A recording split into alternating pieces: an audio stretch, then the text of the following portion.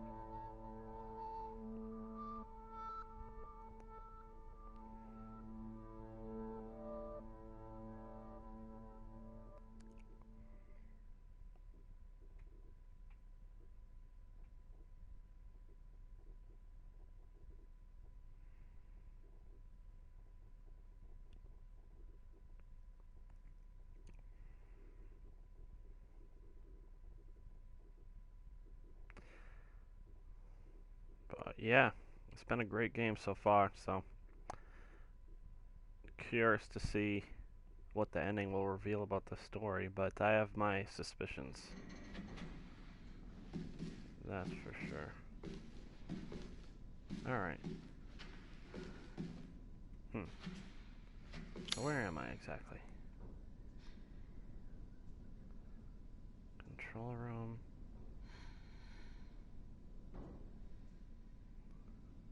Hmm.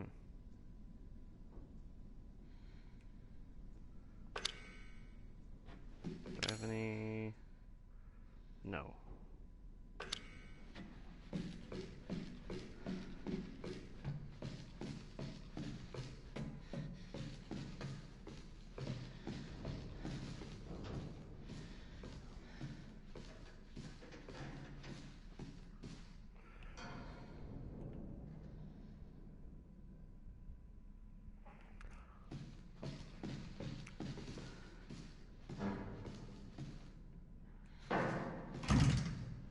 Ah, what?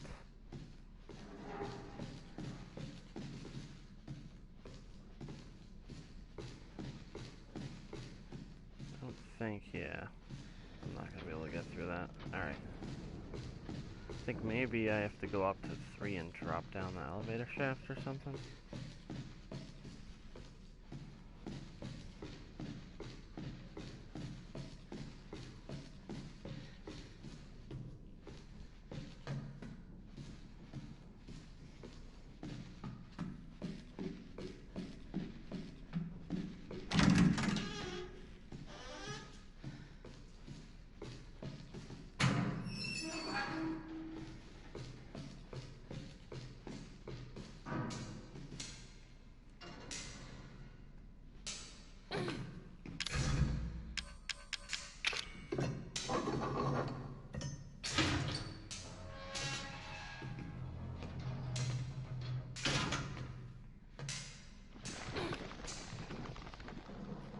Oh, I hear something crawling around.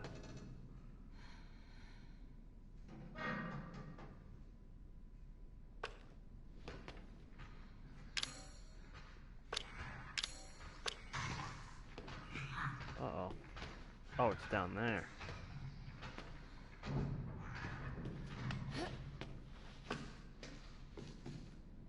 Oh, good, I got a knife.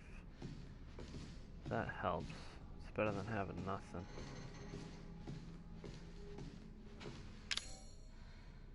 Hmm. Although, actually, I do have ammo this time. Alright, that's good.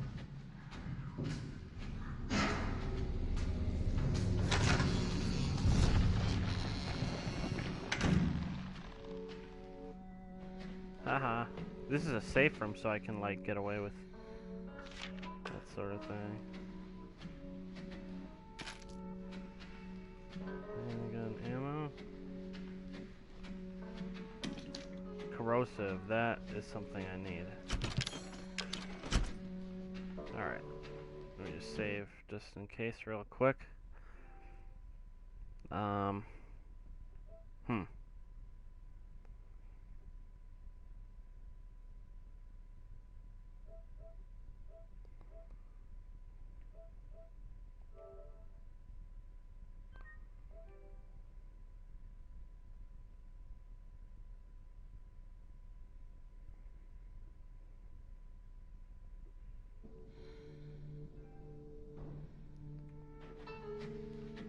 All right.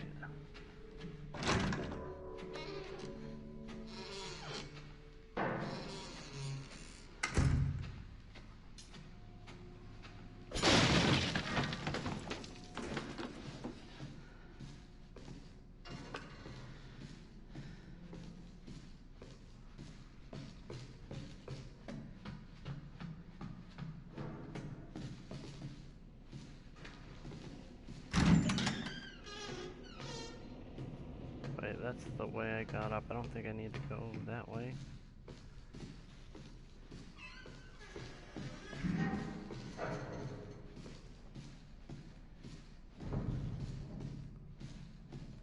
Huh.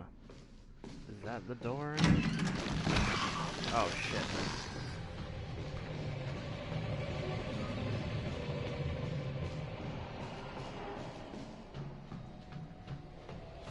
Oh, shit.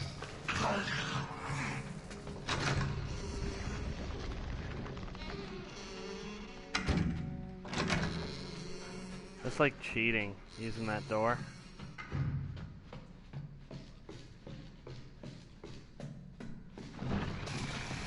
You know what? I'm just gonna kill him because I need to... Oh, he has no arms.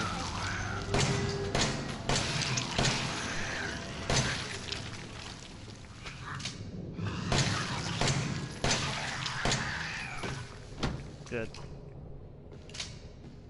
Wasting enough ammo, though.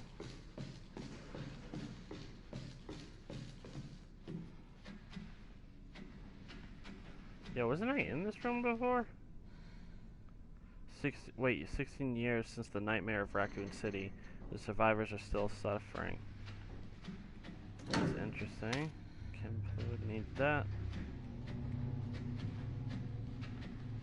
I want to see that picture. I can't really see nothing. Gunpowder. Alright, I gotta get in that room.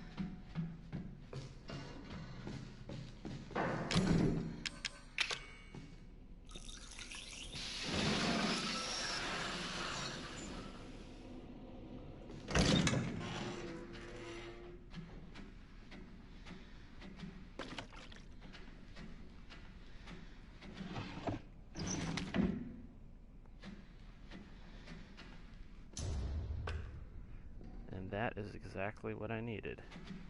Now I can get that machine gun.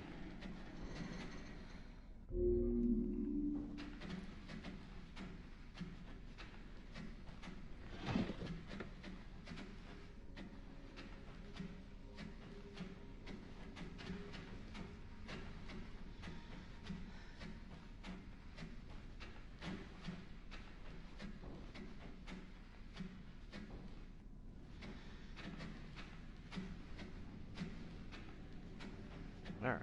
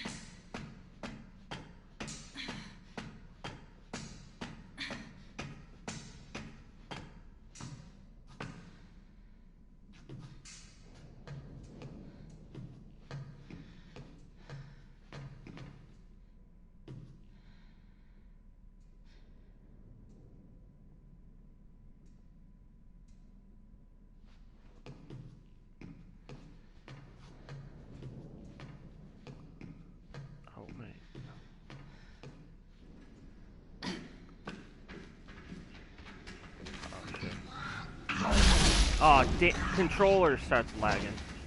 Oh no. It's really lagging bad. Why?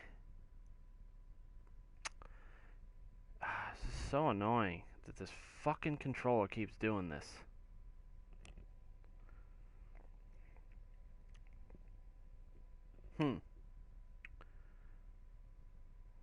Maybe I should put... Where did I put that other one I had? Shit. Did I put it over there? Hold on.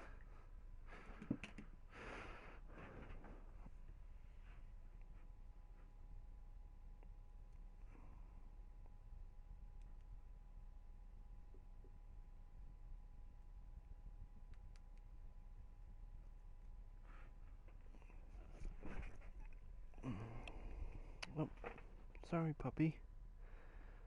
I almost backed my chair up under my dog. You alright? You didn't even move. Good puppy. Alright. Alright, let's go. Hopefully, stupid controller stop lagging.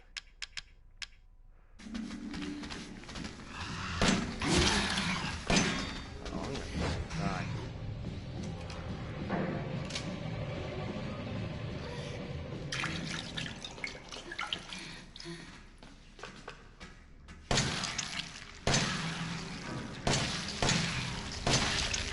There.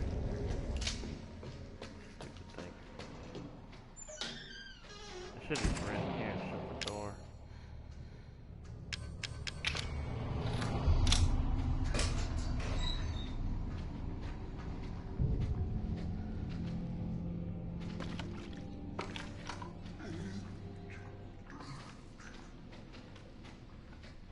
Probably not much bullets though, to be honest. Alright, let's see what I got the chem fluid, so I should definitely make some health kits, yeah.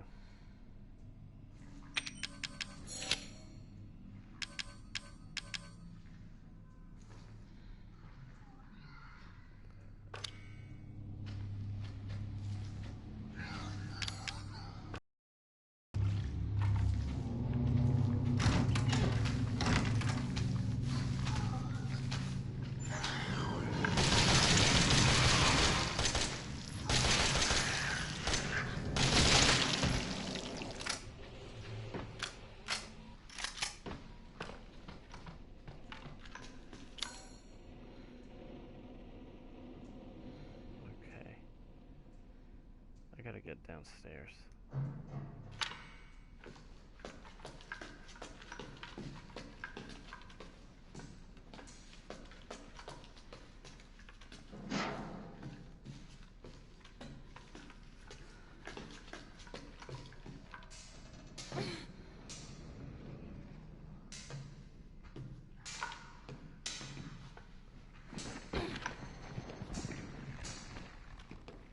Alright, so I'm guessing I need to find the fuse and the other thing.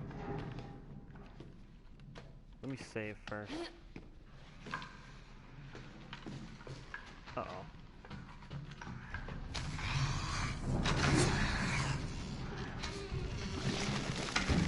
Haha.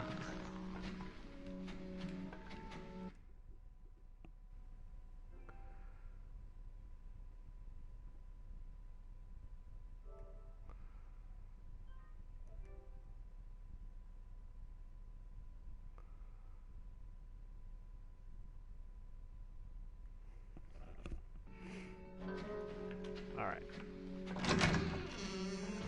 Now I gotta go to the bottom level and save Ethan.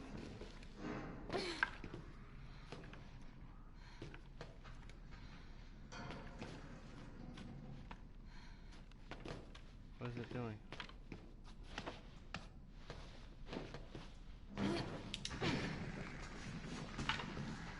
Uh-oh.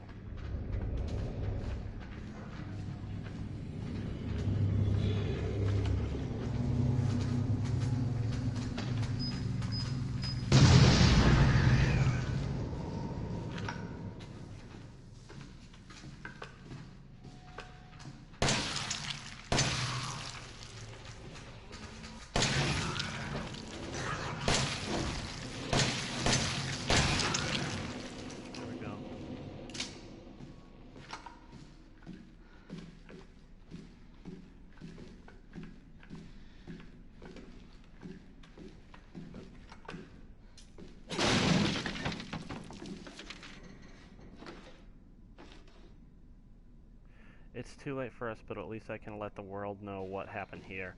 I was on night shift yesterday, so I was taking a nap in the bunk room around noon. I was half asleep, and I heard a kid, a little girl, laughing. Or was that all in my head? I woke up at 19:30. There was some sort of ruckus in the passageway. Drew, one of the engineers, came in and said there was something going on down below, maybe a riot. He looked pale in the face. He told me he was going down to check it out, but he never came back. It must have been around 1950 when I heard the scream. I went to the laundry room to check and saw Clark being eaten by some sort of blackish monster. The monster turned and started coming towards me, huge, shark-like teeth snapping in its jaw. I just screamed like a little girl and ran for it. Now I'm huddled in the bunk room, shaking as I write this. There's a whole host of these creatures lurking in the passageways now. I can still hear screams now and then, but there's no way I'm going out there. And that's it. I've written everything I know. Giovanni Finetti. Ha. Where's his body?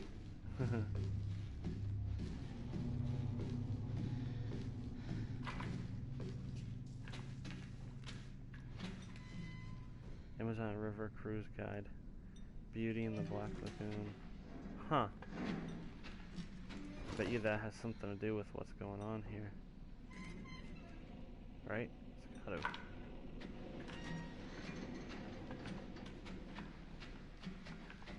Oh.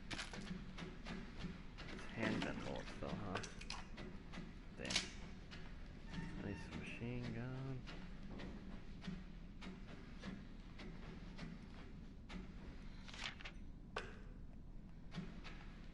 Wait, this is about him trying to talk to the girl? Dear Janet, how's it going? I guess a half year later or so will have passed by the time you get this letter. Life is so boring here. Day after day, just the same old sea. Although there is one thing that's different. This time we have some passengers sailing with us, which hardly ever happens. It's a couple with a little girl. I think they're distant relatives of the captain. Imagine traveling on a tanker instead of a passenger ship. They must be hard up. I tried talking to the little girl earlier, and her dad shot me this nasty look. What's he so worried about? Now that I think about it, the captain said he didn't even have any relatives. Maybe I'm overthinking this. I miss you. Love, Jim. Apparently you weren't. Alright.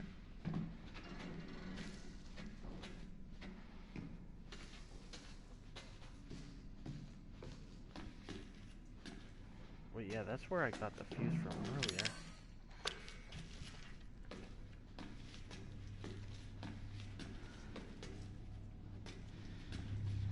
Where did I put it again? Yeah, I don't have corrosive, so I can't open that door.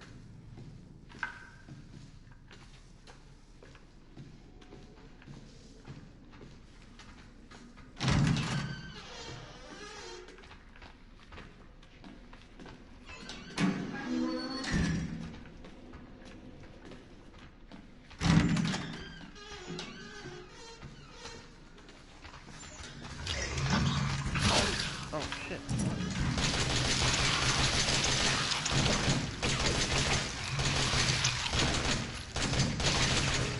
Stupid thing.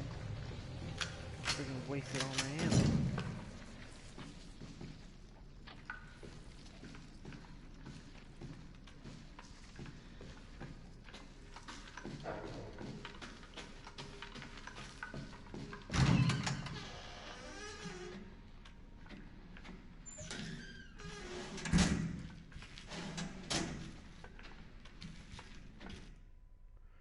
Might as well save again.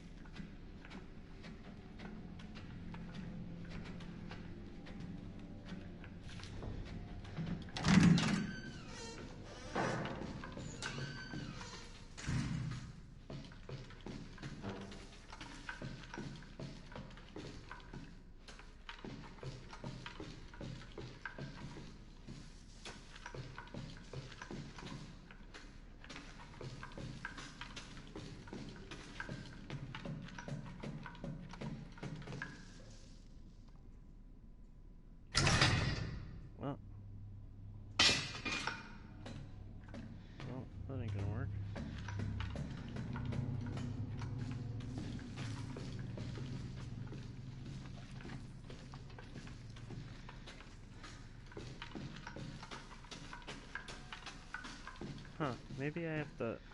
I mean, I probably have to fix the elevator to get down there then. The only problem is I don't know where the other piece is.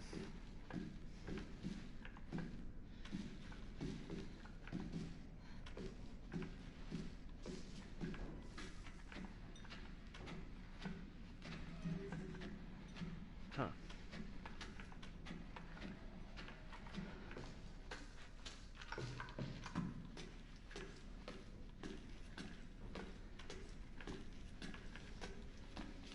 I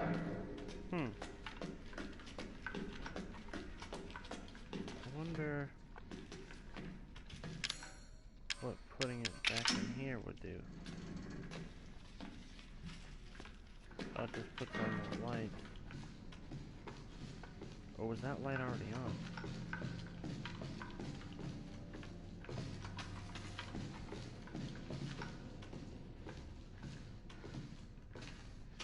Huh.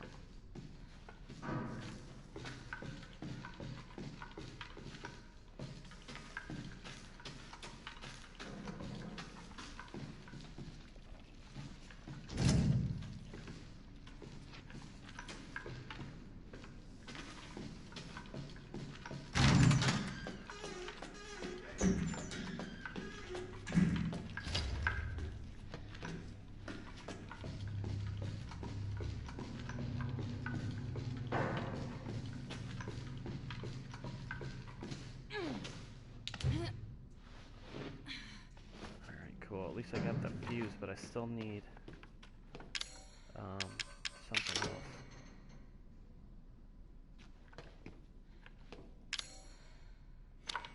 And the cable. Where the hell is the cable?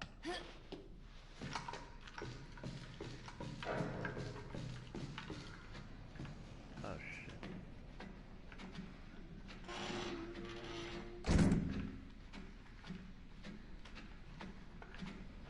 Yeah, I don't think it's in here.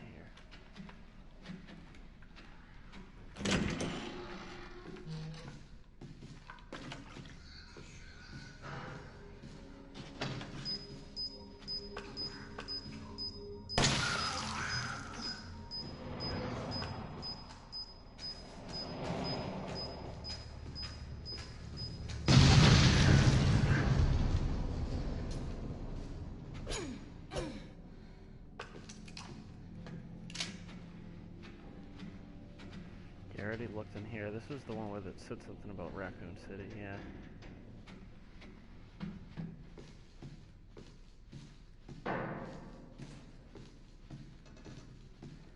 Huh. Right there.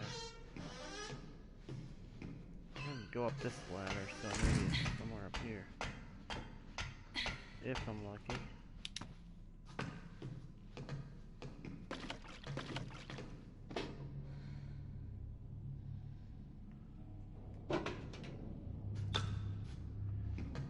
Oh yeah, because there was a lockbox somewhere. Oh, look at that stupid bobblehead. I remember there was a lockbox in one of the rooms, so I gotta get it.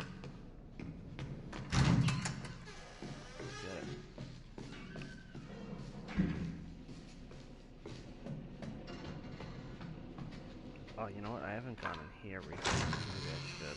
Oh, I'll probably get attacked by something.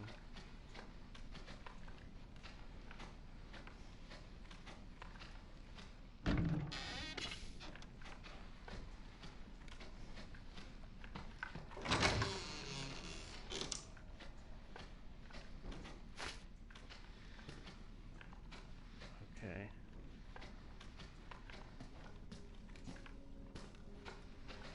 There's gotta be something up with this thing. It won't open. Oh, does this have something to do with the pictures? Because it's like connected to them.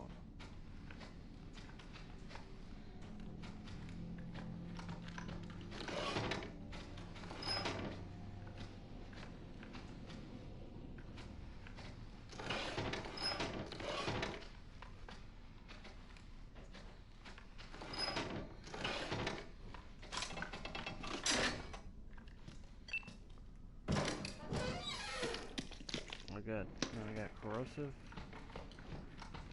stuff. I know there's at least one door that will need that.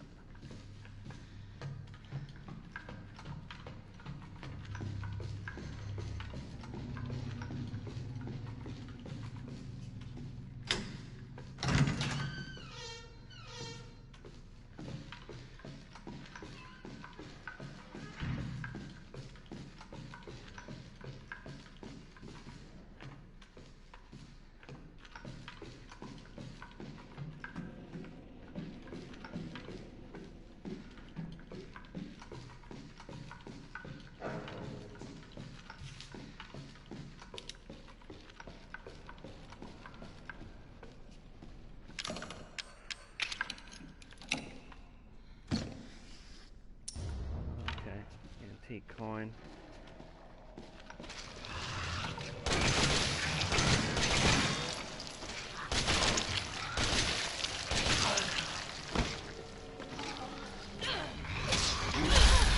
Oh shit.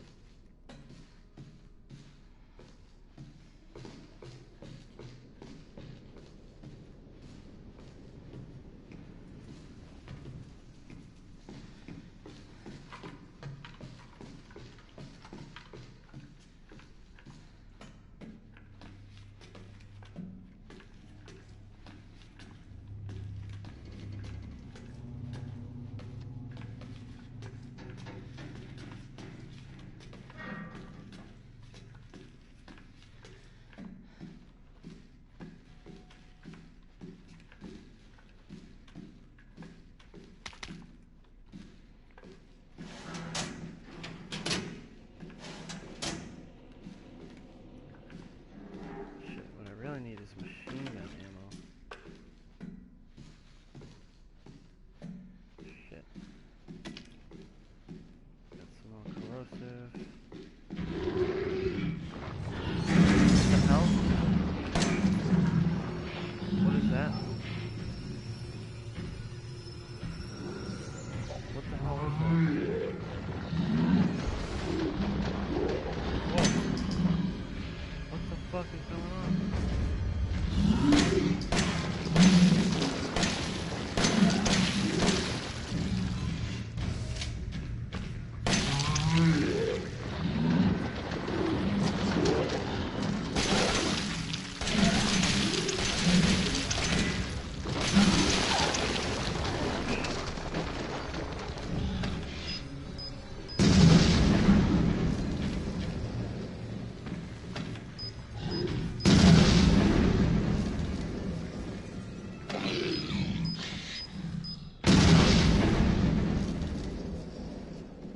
Dead. I kind of wasted that last one.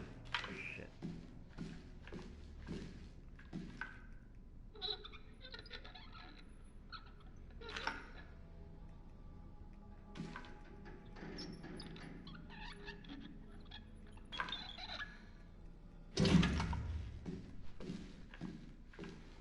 Okay.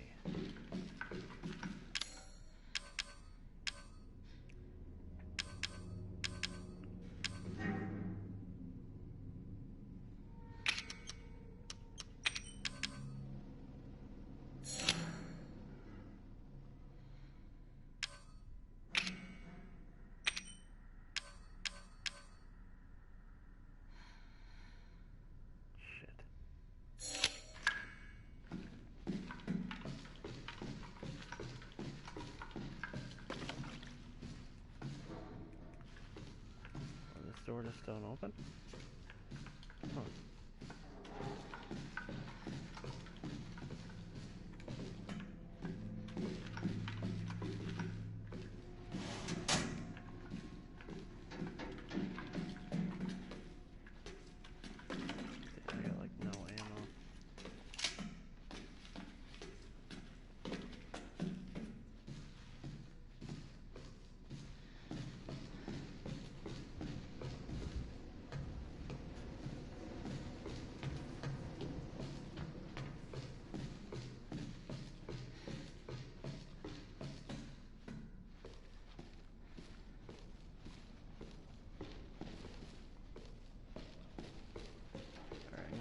save real quick.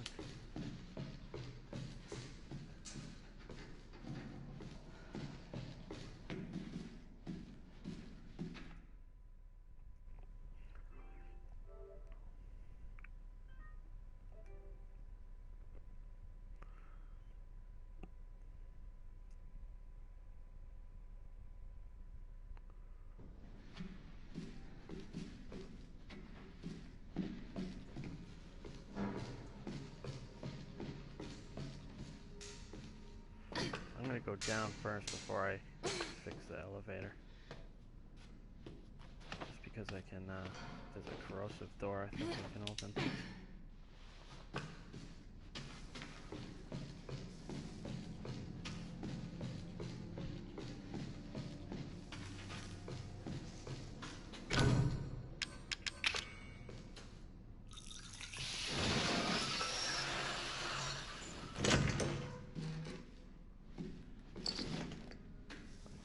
Cool, I can carry more items.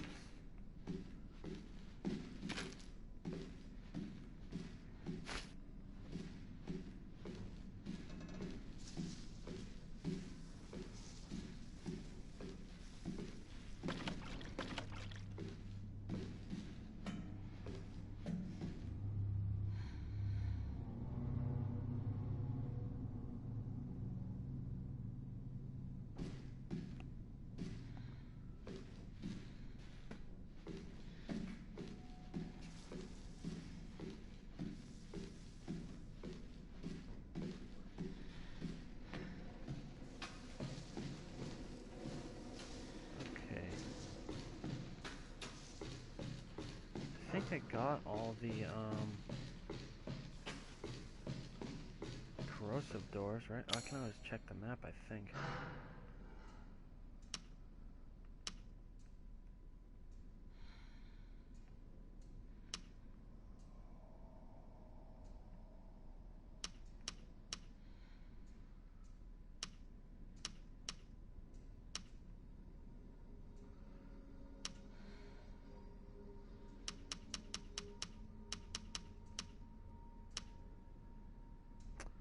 Oh wait, is that one?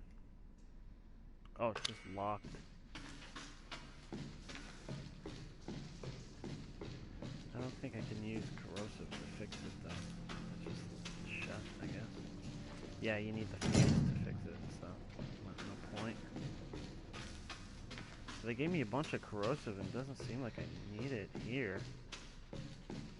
But who knows where I'm going next.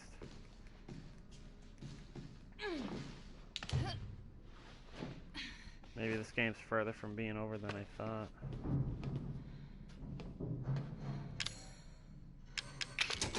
Not that I'm complaining.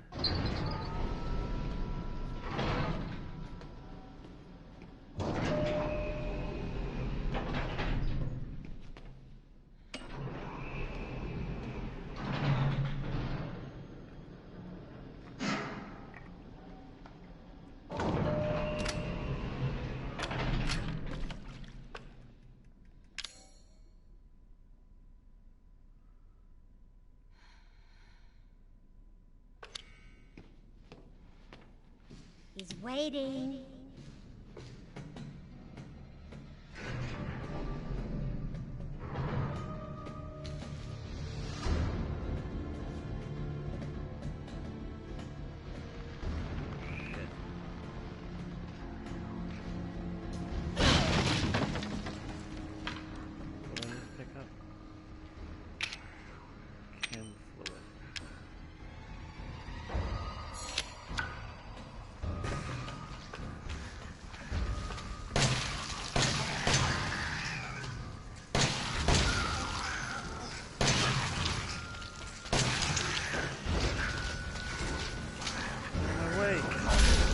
Damn it!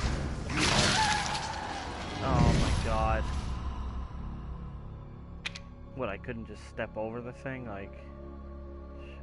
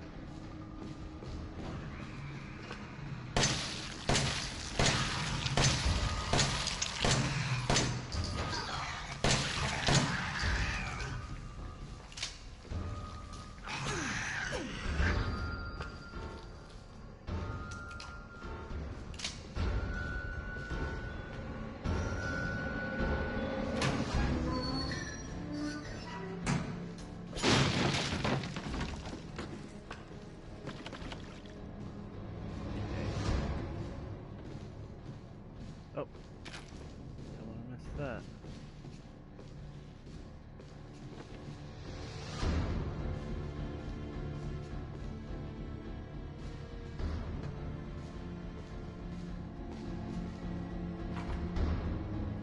Okay, good. Got a decent amount of machine gun ammo.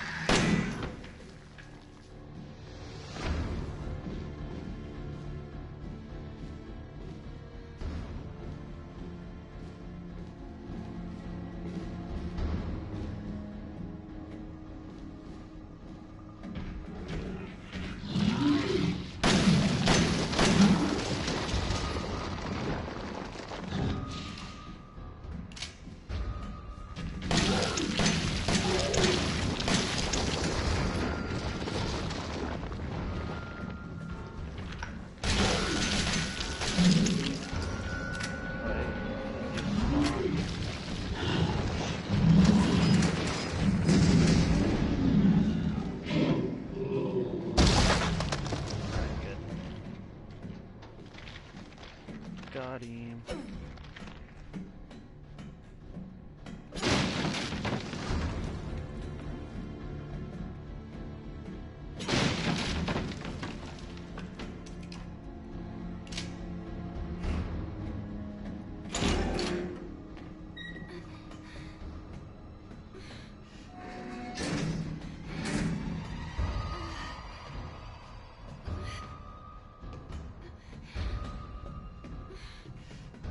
What do I hear?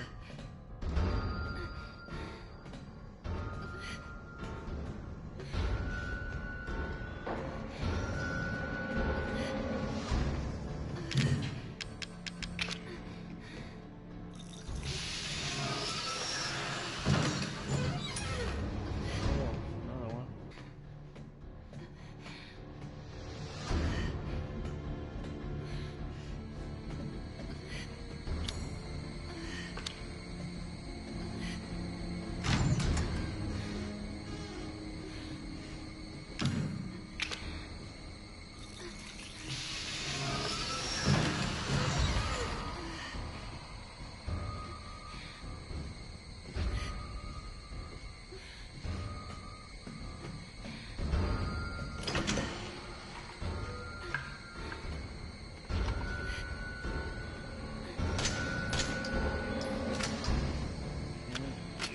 I need to do something.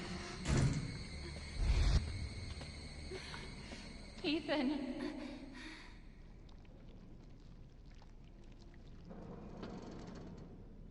Ethan? Ethan? What? Hey, shh. I know. I'm not gonna hurt you. Hell, I never would have if I could have helped you. What do you mean? I'm no killer, son. Neither is Marguerite, nor my boy Lucas, or even Zoe here. That girl, Evelyn, she did this. What the hell is she? I thought And what did so. she do to you? She infected us with her gift. That's what she calls it.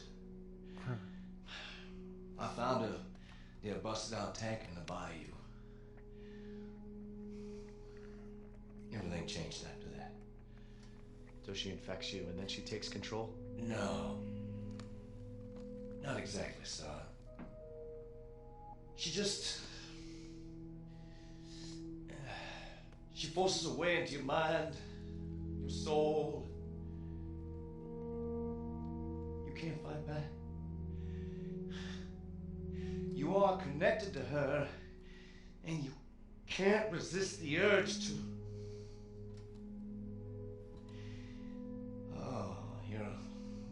person after that.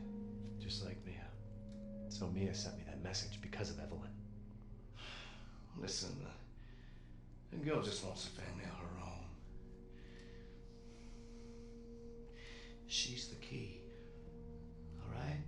You find her, and you stop her. Ethan, free my family. Please. Where and when did he have this conversation, though? I'm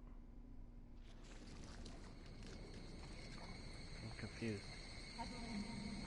Stay away from him. Why? He doesn't love you. I can make him love you. Don't hurt him. Silly, I told you I'm not gonna hurt him. Don't you dare. So what? You're not my mom. Remember?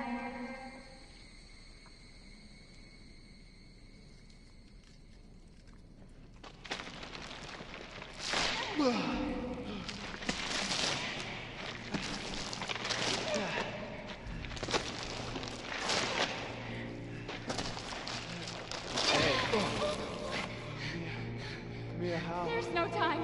Back to playing as You have Ethan. to get out of here and find her. Here, take this. What?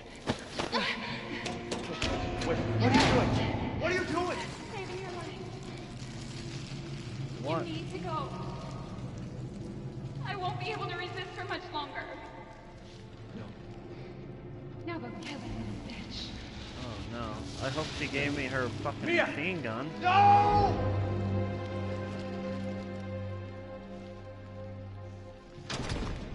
Shit. Nope. Damn it. Okay, you little bitch. Where the fuck? I had so much ammo. So much.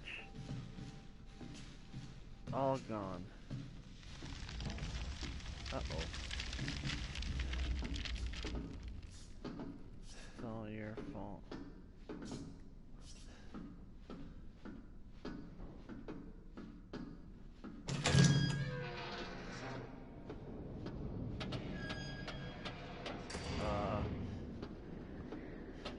The fuck? Into the depths. That's the trophy I just got. What's up with all these dead fish? Damn it, where's that machine gun?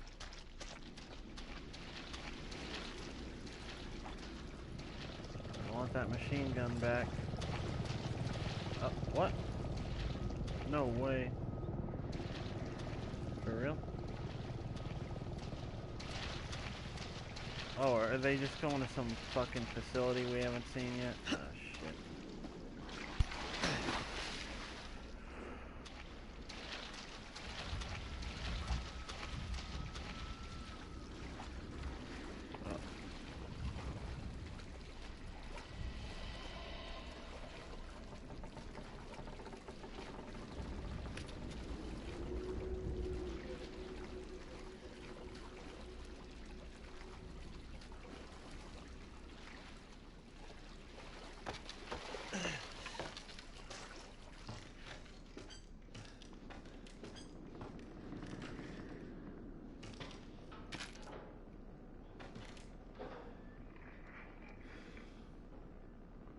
Oh, damn it. And I lost those fucking ancient coins. I could have put them in the box or whatever. And then I would still have them. Sucks. Are they watching us from that helicopter? Wait, where have I seen that before?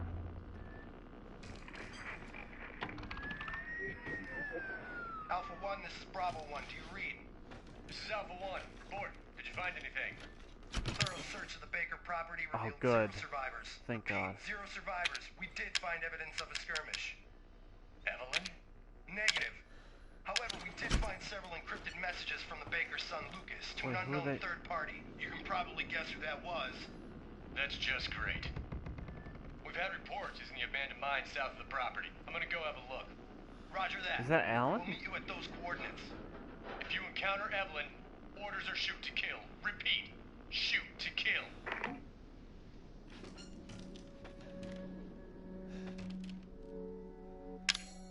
I don't have enough for the Magnum. This sucks.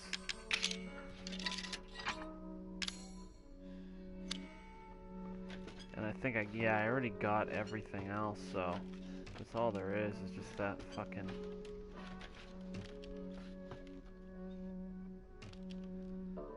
lab. What? A lab?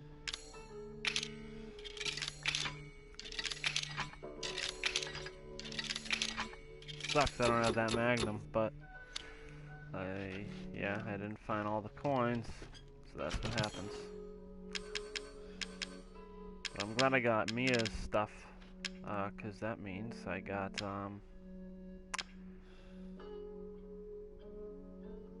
car key. Is the car even? I think it is still intact, so I think I might actually end up needing that.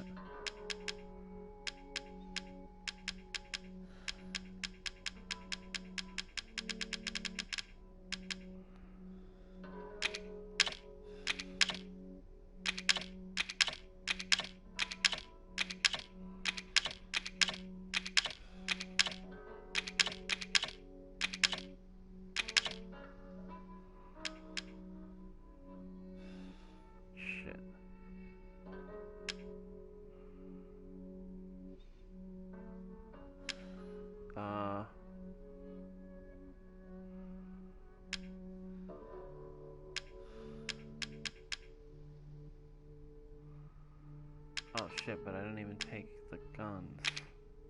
Damn it, I gotta clear some of this shit out. Wait, hold on. Maybe instead of taking handgun, why don't I just take shotgun? I guess I do only have 26 shells, but that's still better than a handgun.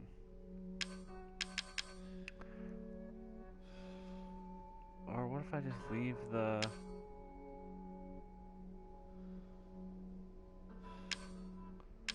I should probably take the herb though.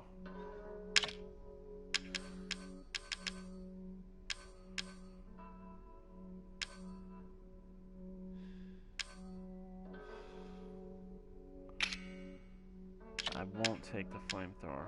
Alright.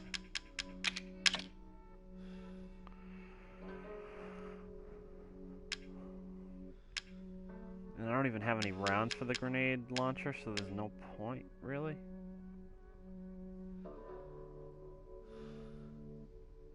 Alright.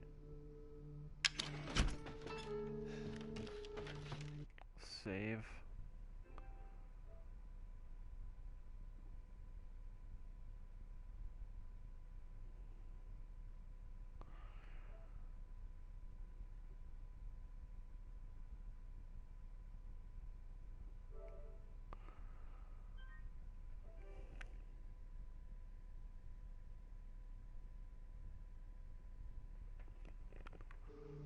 Okay.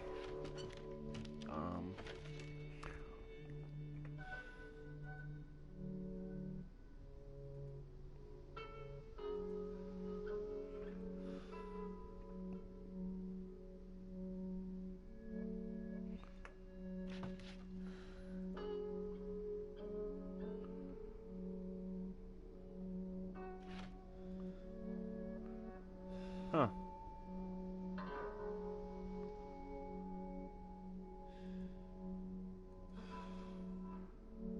That's funny. I've got a couple likes on the video, but no one's I mean on the stream, and no one's actually chatted yet though. Kind of weird. Wait a second, is there something up there? No, nothing.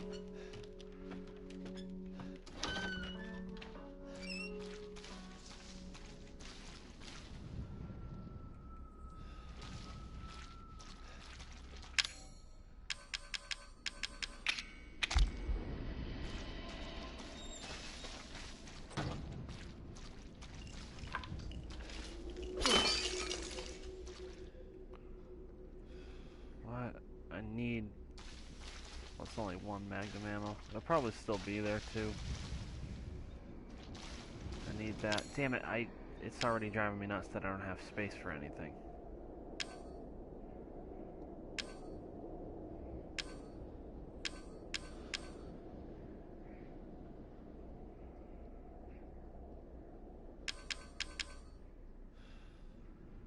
Yeah, I definitely gotta get rid of something.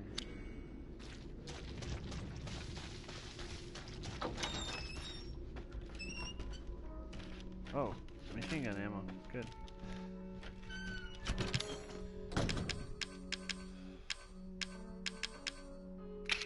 Alright, get rid of the car keys. I probably won't need them anyways. Shit.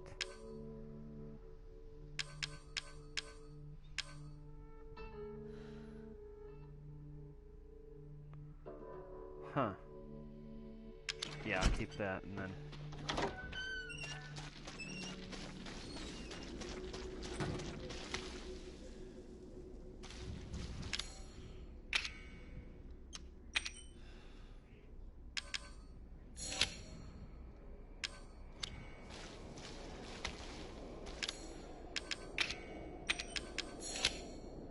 Oh shit, I ran out of space for that.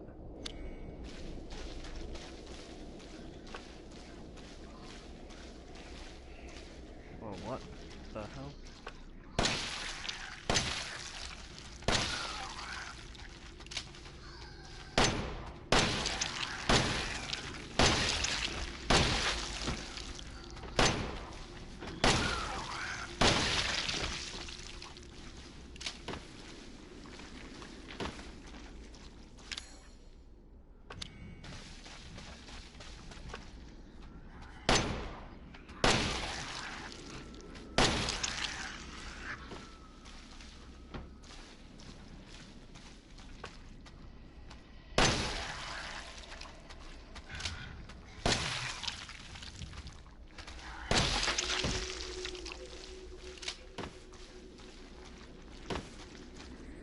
Oh shit, another one, damn.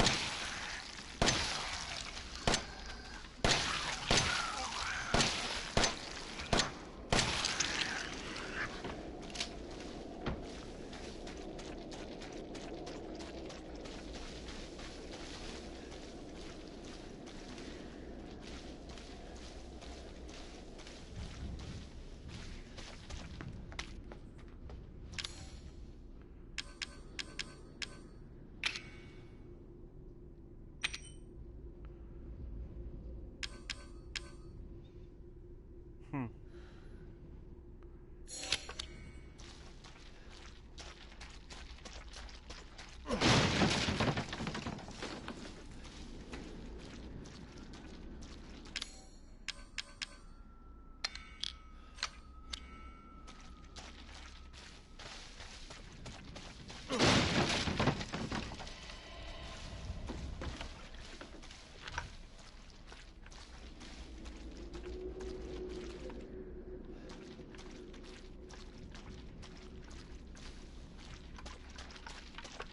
At least I got plenty of ammo at the moment.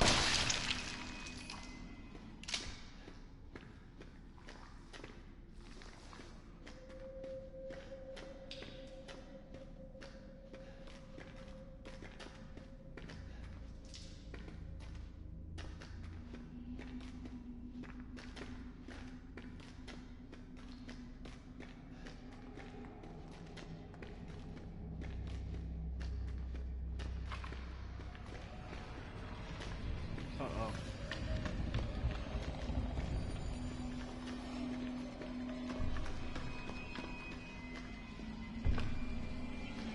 Walk right into it, dummy. Haha, you moron.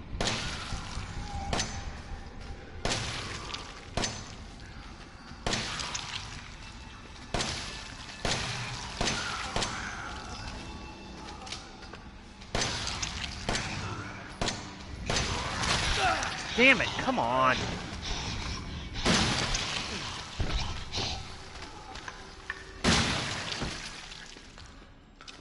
Shitheads.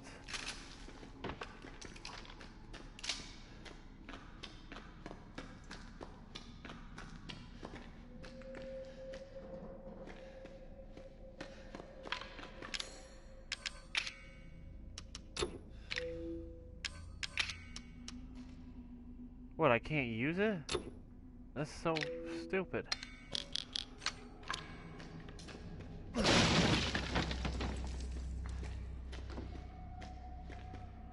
Oh.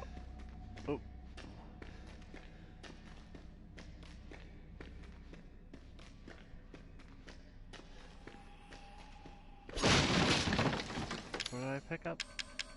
Herb? Yeah.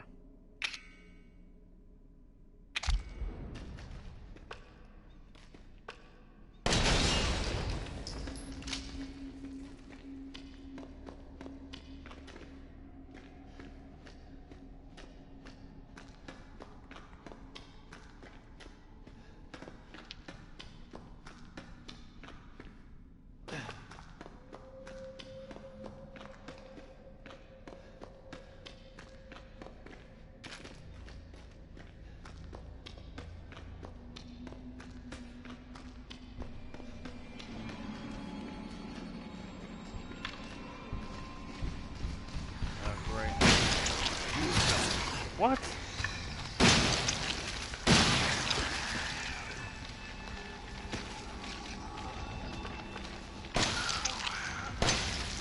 Come on.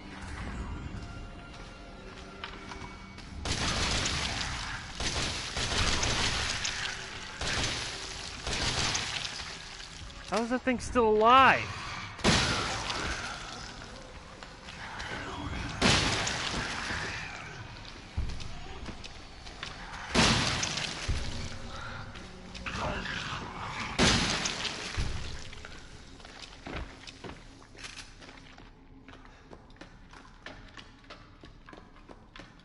Dickheads.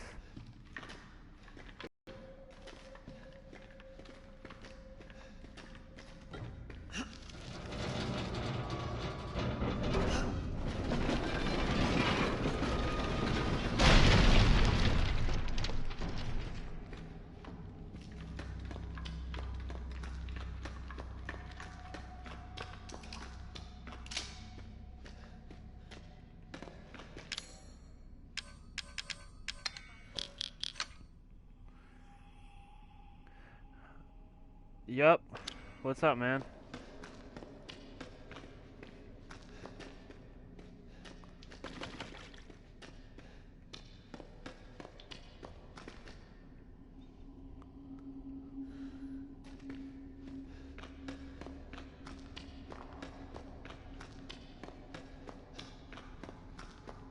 I'm near the end of this game, by the way, so if you're worried about spoilers. Very close to the end, actually, I think.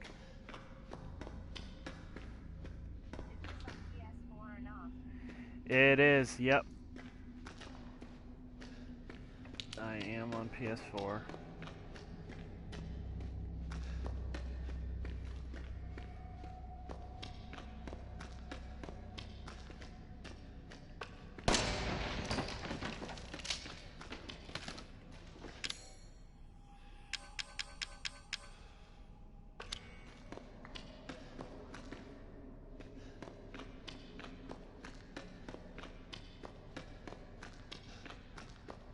You ever played this? Oh, shit, I didn't see a bomb there.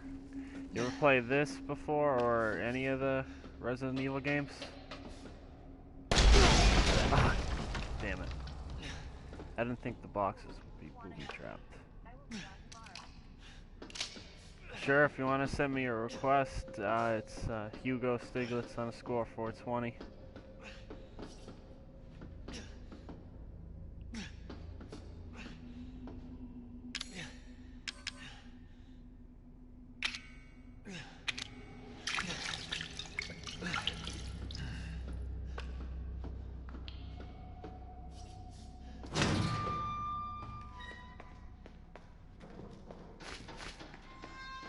Got me some herb.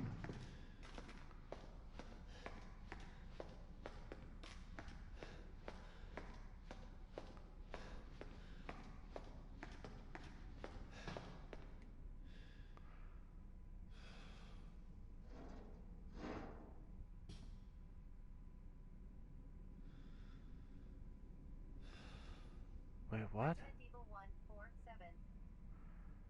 Oh yeah, yeah, that's cool. I've actually only played like 4, and well now 7. I've played parts of 1, well like the remake they did, and 5. I've played parts of that, but I've actually only played 4 and 7,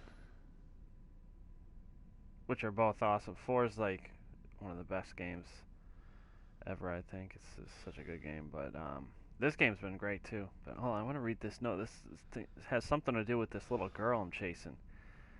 Thanks to you guys, it's been about a week since my head's been clearing back to normal, and she still thinks she's got me. You guys really need to work on fixing that. Not only does she look like a little kid, but she's about as stupid as one too. 'Cause this girl somehow controls people or something. Mom and Dad, well, you played 7, so you know. Mom and Dad are still totally under, though. I was wondering, is this whole family obsession something you guys programmed into her? It's kind of fucked up. That bitch Mia is still somewhere in between EV, La La Land, and reality. She gets pretty violent, so I locked her up in a cell. I thought maybe Evelyn would get mad since Mia's her favorite and all, but she doesn't seem to care. She actually goes and visits her sometimes. She thinks Mia's her mommy. Like I said, your bioweapon is fucked up. I had a feeling that it was like a bioweapon created by some like fucked up corporation like Umbrella. I don't know if it's actually them though. Probably is though. Evelyn's family obsession is getting out of hand. She's making everyone kidnap more and more assholes off the streets to add to her freak show of a family. Maybe she's getting tired of Mia not coming around, but it's a pain in the ass for me because I gotta clean up the mess whenever someone new comes along. By the way, Evie's looking sick or something. Her skin is getting all wrinkly and she's getting gray hairs. Is that supposed to happen? It's almost like she's getting old all of a sudden. Huh. Old.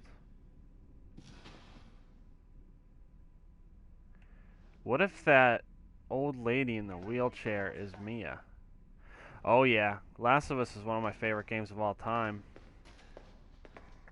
And actually, if you subscribe to my channel, I don't know, in a few weeks or so, or at some point soon, I'm gonna stream the whole thing on grounded difficulty.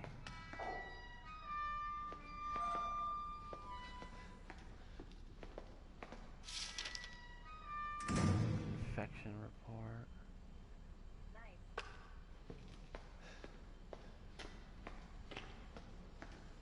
Yep. 5 minutes after dose vomiting. E necrotoxin. E series dosage test. 10 minutes after dose, death. 12 minutes after dose. Cell calcification. I do like the online a lot, yeah. I don't play it a ton, but I've always really liked it and really respected it. The only thing I don't like about it, and well, Uncharted 4, I have the same complaint, is that if teams play together in a group, you can't beat them unless your team also does it. So it's like if you try to go lone wolf like you do in most other multiplayer games, which is basically what I'm used to doing, you get your ass beat almost every time. Because you get ganged up by like 3 guys at once, or sometimes 4. And it's like in other games I can take on 4, 5 dudes at once, but not in Last of Us. Last of Us, like it's like, you know, you gotta take one at a time and stuff, but Oh, what's up, Lord Voldemort? E-necrotoxin destroys cells of any subject based on the E-series bioweapon model.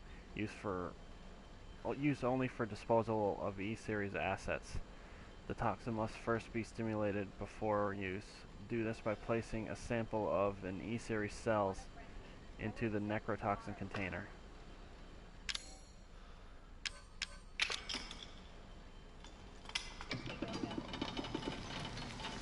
Oh, it is? What's up, Alex?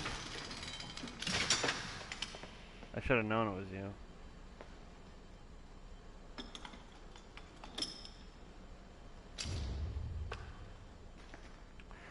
Ty, what's your name? On PlayStation, I mean.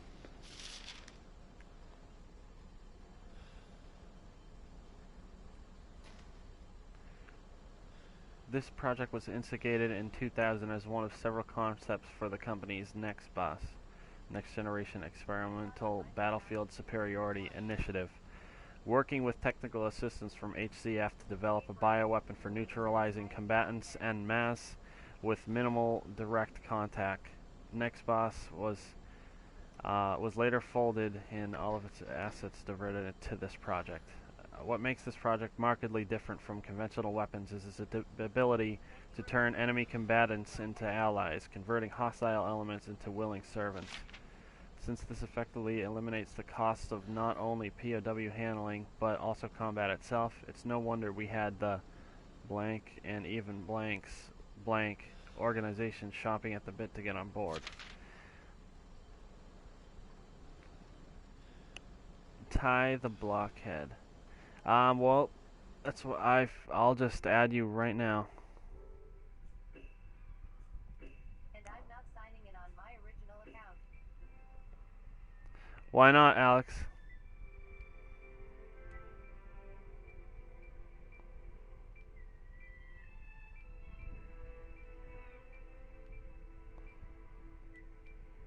Okay, cool. Okay. Alright, yeah. There's one just like yours, but with a 0 at the end, but I added the one just like you wrote it. Alright, cool. What? See your messages. I don't get what you mean. But, okay, let's get back to reading this thing. So this organizers trying to get this little girl bioweapon thing. The project never would have existed were it not for the discoveries in blank of blank. That's got to have something to do with some of the other games in the series. The remarkably progressed vicariant evolution fungus that we commonly term the mutamycite. The fabrication method, blah blah blah blah blah blah. The resultant organisms were referred to as candidate specimens and graded based on usability for impractical and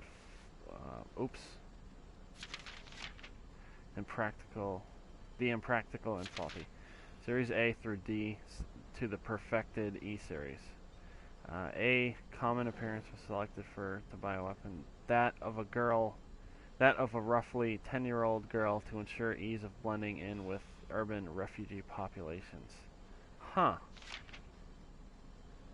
The first E-series specimen, named Evelyn, has proven capable of secreting the mutamycite from her tissue at will.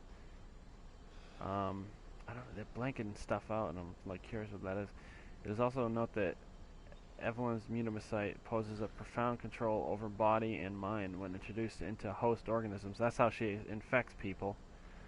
We still have a lot to learn about the mechanism by which Evelyn achieves and maintains this control, but the working theory is that the vector is similar to the autoinducer pheromones used for quorum sensing in Pseudomonas bacteria.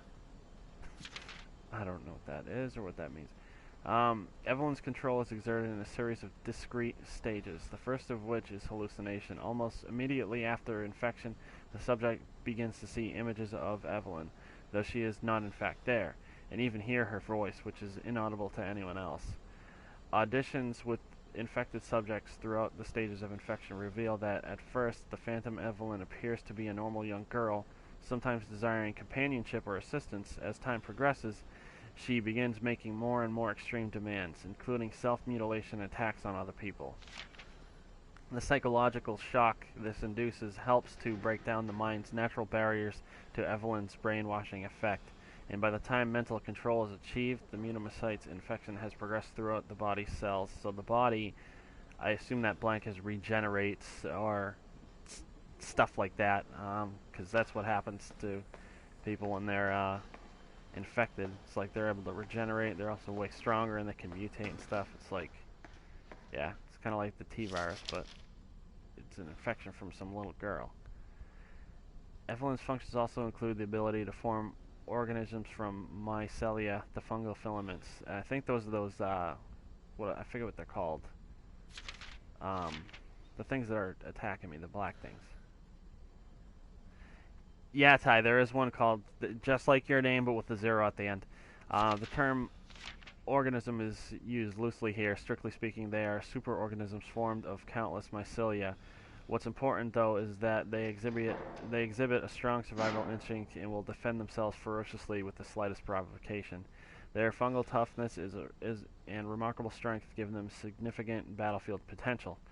The researchers have been calling these superorganisms the molded, made of molds and also molded as in shaped. The name has a certain elegance to it. Blah, blah, blah. I don't know if I want to read all this shit.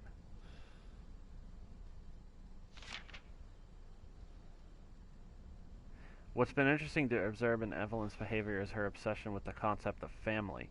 In experiments, we found on multiple occasions that infected subjects were compelled to act as her mother or father, treating her as if she were really their daughter. Why does she settle upon family as the theme for her mental control? This is just speculation, but it could be that she instinctively understands that a family unit is better suited for blending into social groups than a lone girl. On the other hand, while sentimental sort might suggest that she's making up for a perceived lack of love in her quarantine upbringing, a parent's love, I don't know. Alright, I think I got everything. Right? Let's go through this door.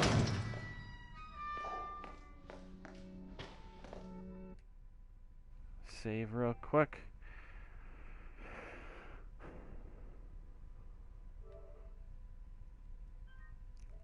So the final boss fight's gotta be soon. Oh yeah, Alex, you still here?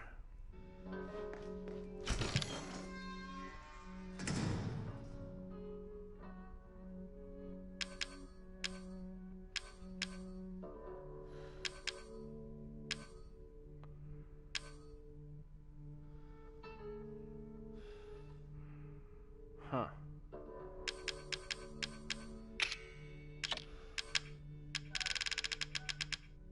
Oh yeah, this magnum ammo I can get rid of. Alright, cool.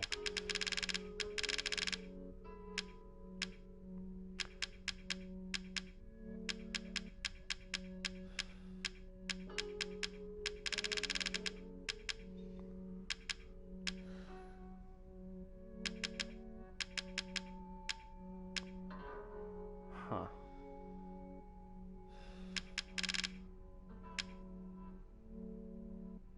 What should I fucking... Maybe I should bring some gunpowder. Actually, I don't even need it. I have so much ammo from other stuff that... I'll just leave those slots open. Fuck it. Alright, any supplies? Oh, those grenade shells? Yeah. Damn, I don't really have room for the grenade launcher though, but I should probably take it.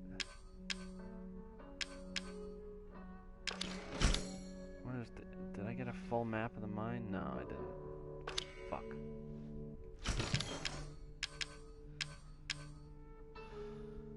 Alright, what should I get rid of? Probably won't need the lockpick. Oh wait, actually, if I just eat this thing.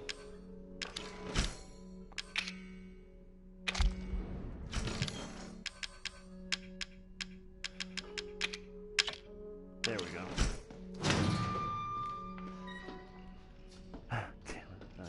anything up. How am I supposed to get that little bobblehead?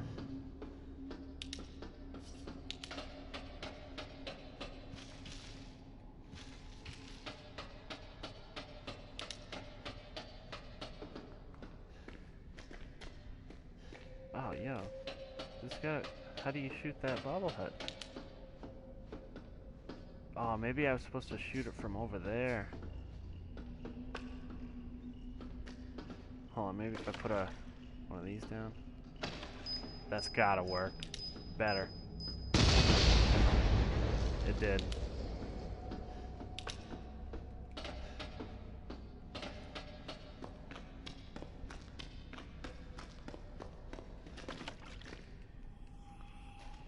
Shit.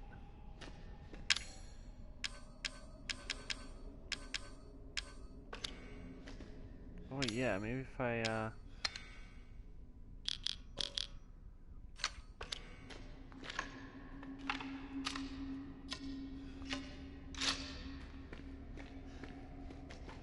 damn it.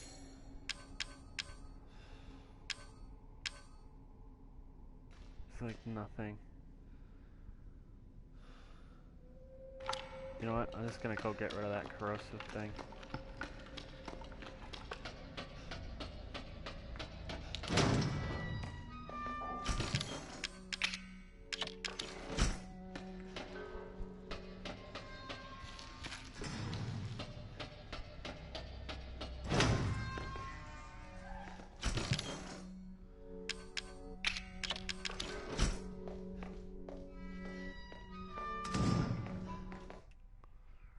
Might as well save again after I did all that crap.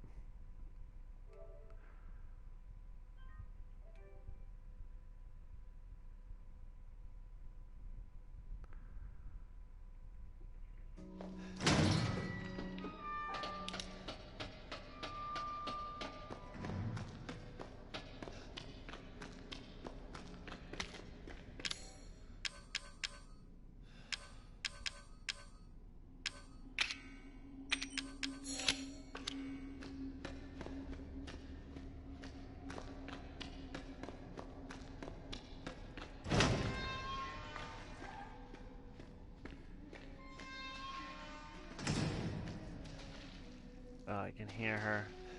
Do I get to fight her soon?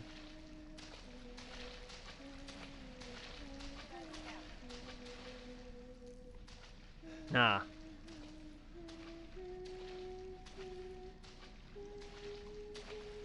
You should eat more food. Get fat.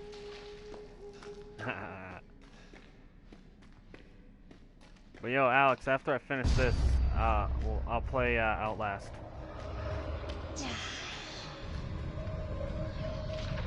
What's going on here?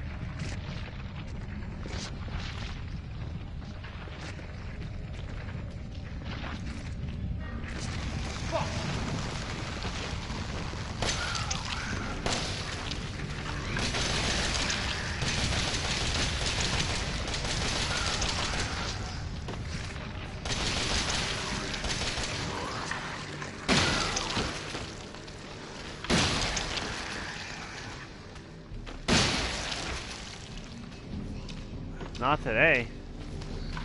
Alright.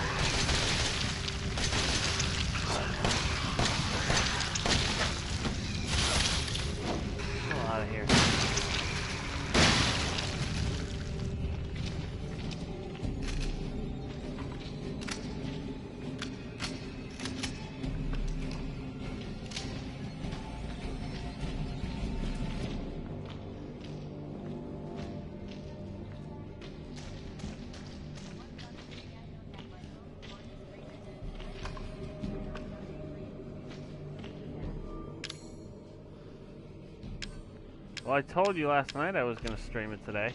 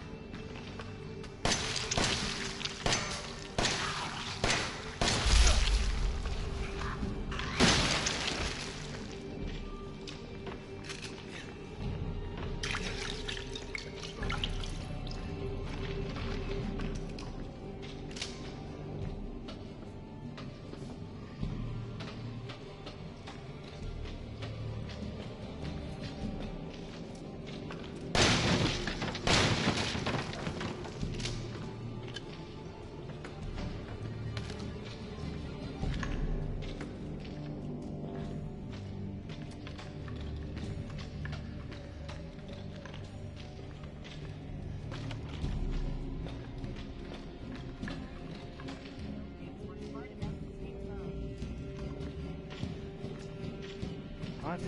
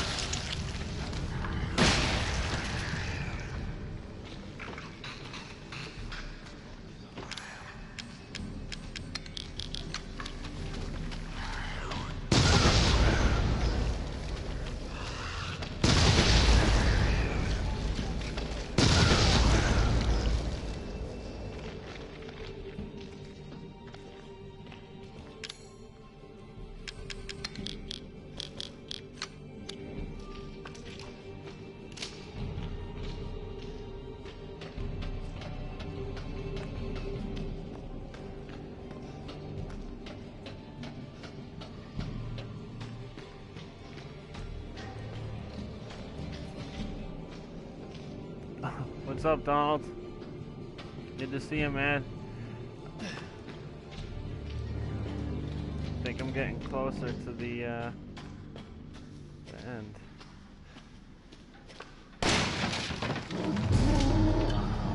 What the hell was that? Oh, it's one of these things.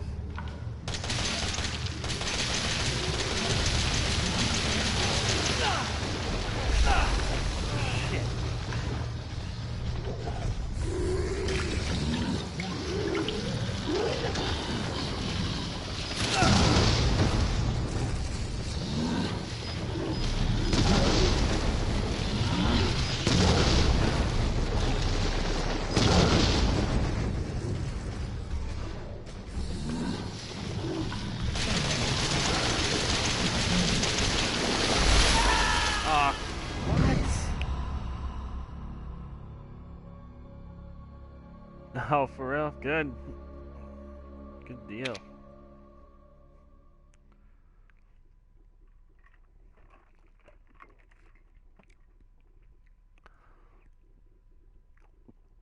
Also, I don't know if you, if your mobile hotspot is like on all day or anything like that, but if it is,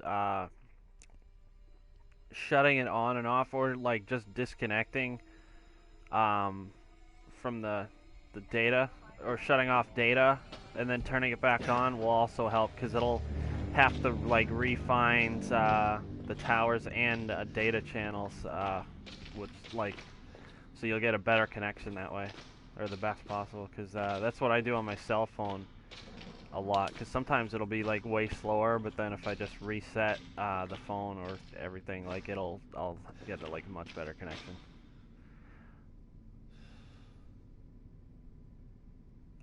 Hey, what's up, Karen?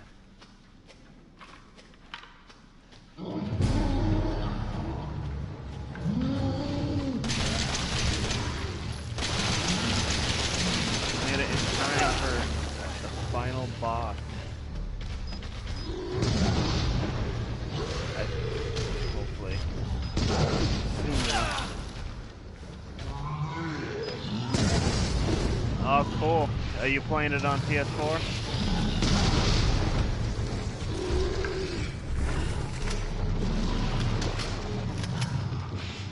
Awesome. Thanks for stopping by.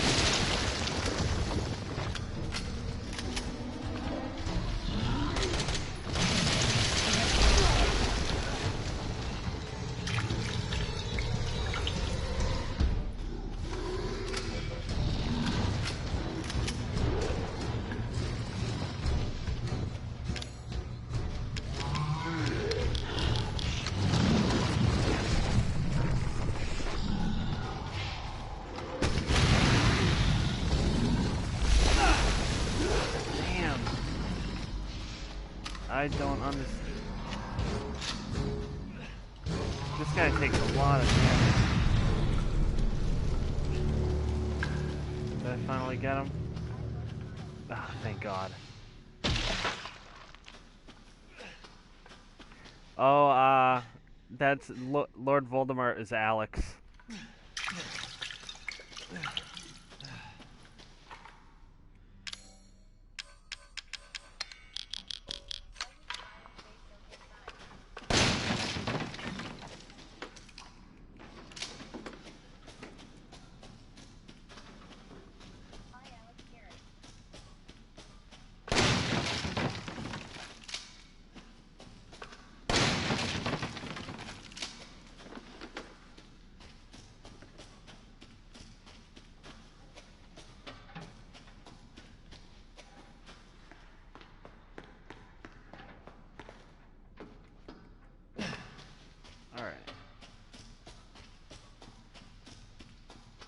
Up the ladder we go.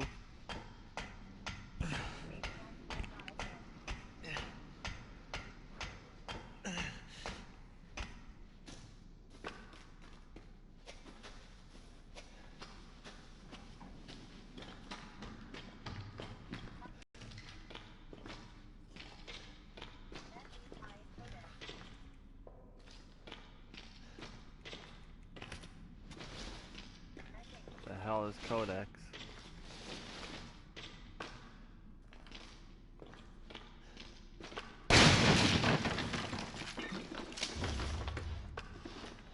Sweet, I got a map now.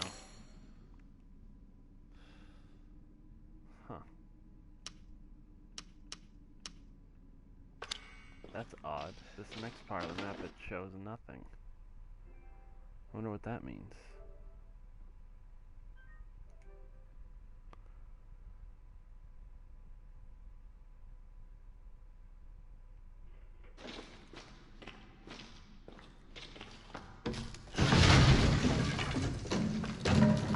Wait.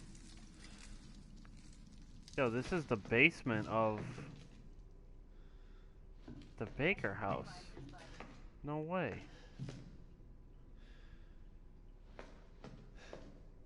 I was so behind. Donald, I'm good. How are you? Big smile.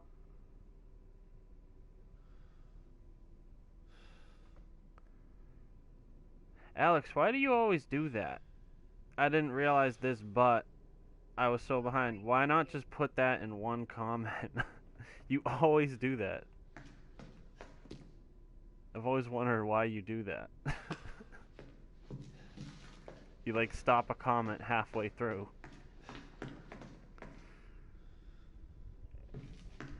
Sure it hit. Whoa. It's not here. It's gone. It's gone! Oh no. What's gone? Oh wait, is that from earlier in the game? Yeah, that's right. That's right. At the beginning of the game, I think she was sleeping there, and she was like, oh wait, we go this way to get food or something like that, and then she was like, oh, but the door's gone, I don't see it, it's gone. And that was just like a flashback. Okay. Now I get it.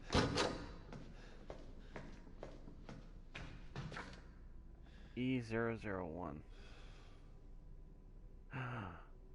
See, I had a feeling. You're welcome, Indigo. My stream quality may not be top notch, but I'm only doing Now I get it. And I called it earlier in the stream, but I am almost positive that the little girl is now this old lady. Because, like, you see her multiple times through the game, but they never mention anything about her, really.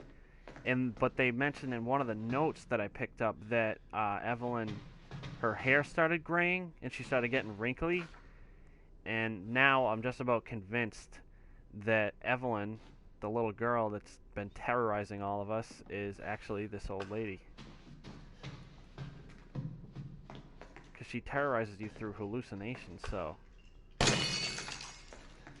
I called it, like, an hour ago. It seems like. It doesn't matter. I'm there for my friends and seeing them have a good time anyway. It's not about quality to me. Heart.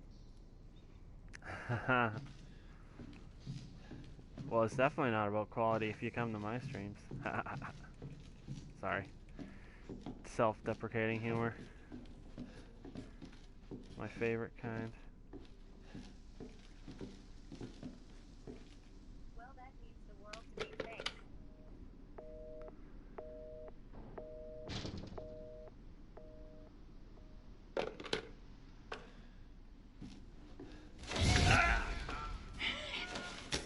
Oh yeah, that's the one she was beating me up. Oh.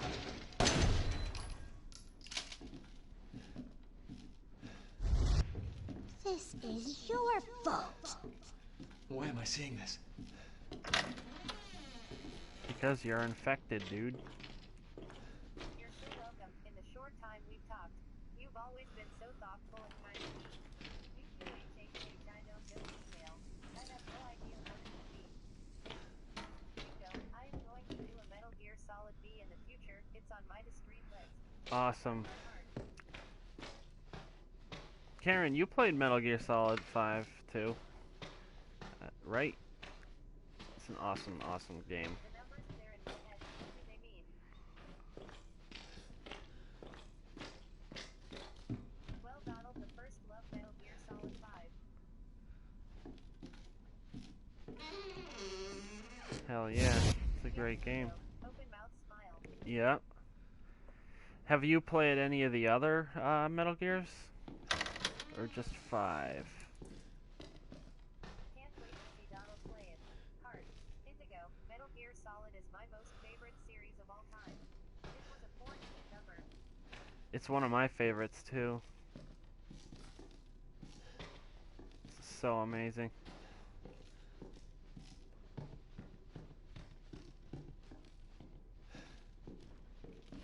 Ethan, it's okay. It's okay. Wait. It's me. This flashback's a little I different. know you didn't mean to hurt me. Kill him, Mommy. Oh, okay. Have done that! Now I get it. It fucking hurts! Does it want to be my daddy? Smile. I love that Then series he and I definitely can want to make die. one smile. What? Open mouth smile. Now like it's heart. Mommy's turn to kill you.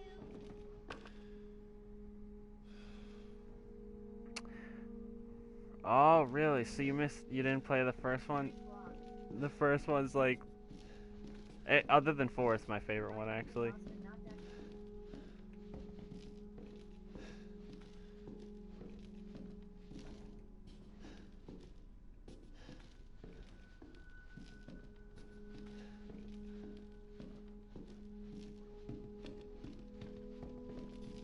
Wait, which way am I supposed to go?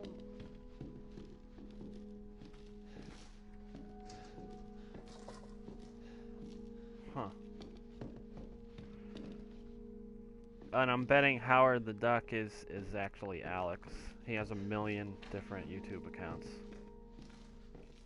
And it's always characters like that. I may wind up doing it after I finish the EZO collection. What was it, 157? Something like that.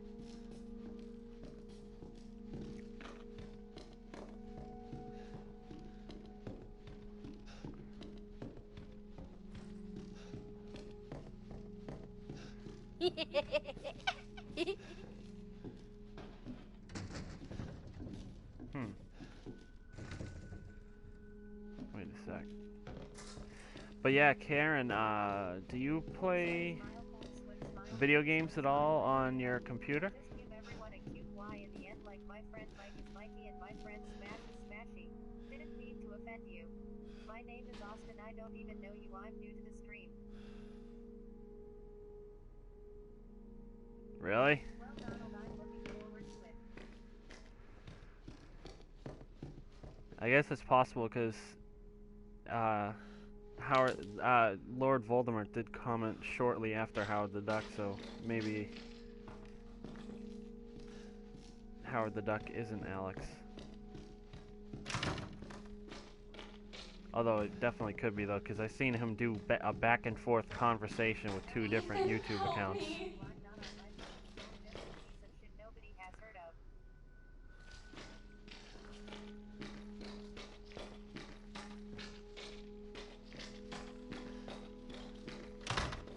Ah, shit, nothing up here. Oh.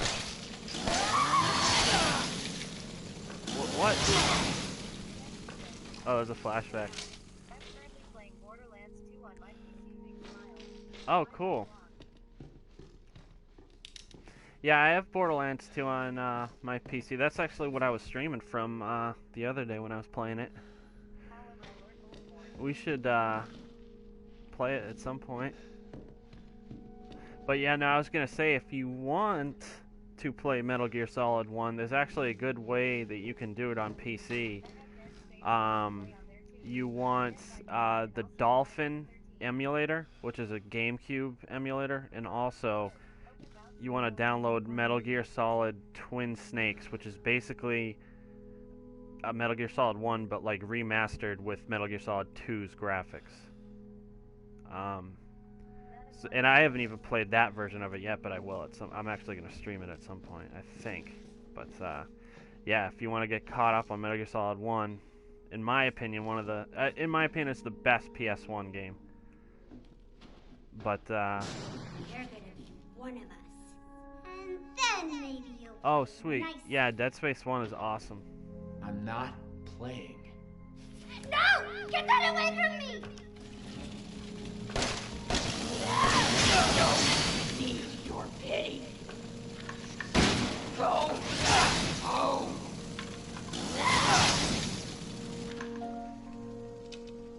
Oh, cool, Howard.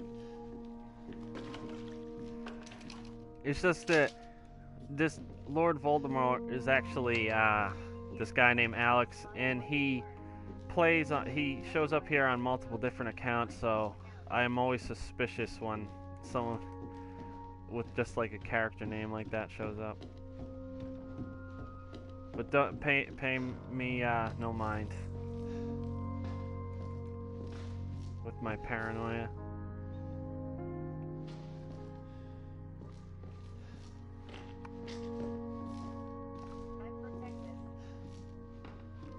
Sweet. I'm from Massachusetts. Oh shit! No! Get away from me!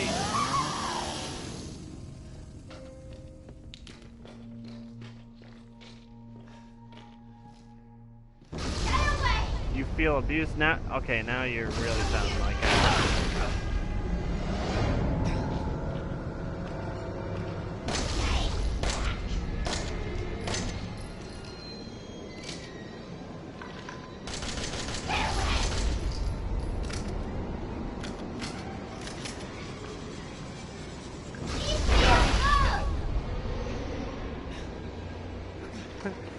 You said I feel abused, and I didn't do anything. Like,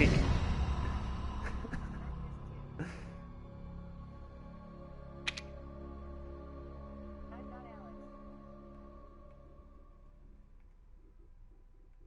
Exactly.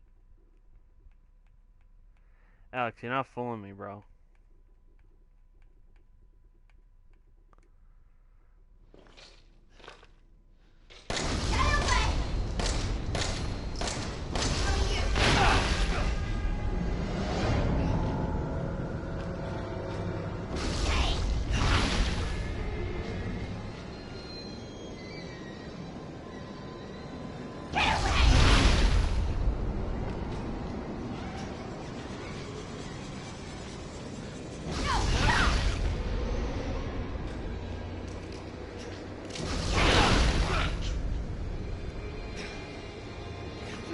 Alex, the more you type, the more I'm convinced that that's you. Just stop it, man. You're like spamming the chat now. Here is my lineup so far to stream. Currently, Assassin's Creed 2, the EZO Collection 2, Metal Gear Solid V, The Phantom Pain, and 3, Assass.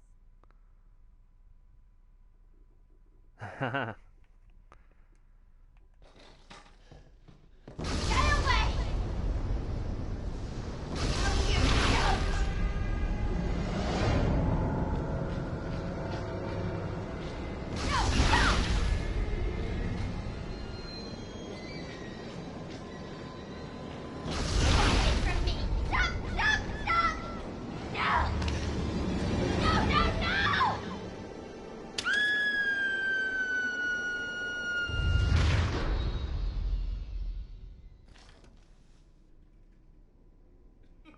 I knew it was the old lady. I knew it. I called it like an hour ago. What's funny is that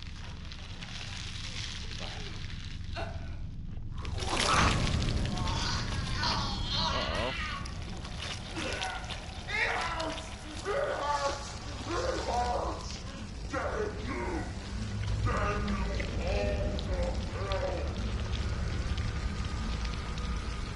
Uh-oh.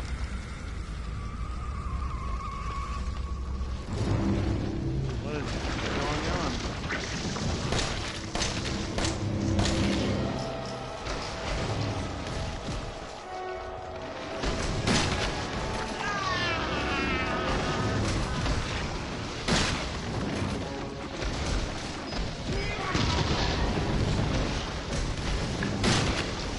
Okay, what do I do? My way out.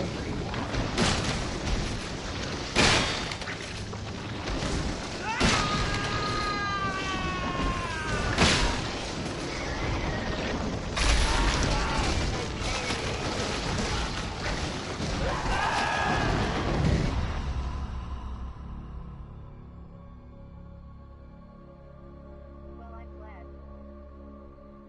I'm just teasing, kissing. Maybe in person I am, but not in a chat.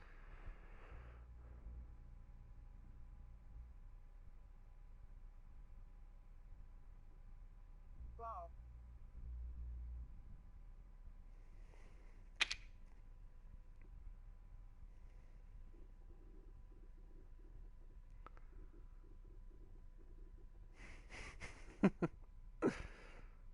Lol Donald.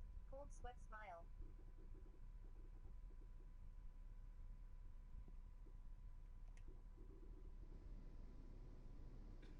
You. Why does everyone hate me? Because you infect everyone and make them kill people.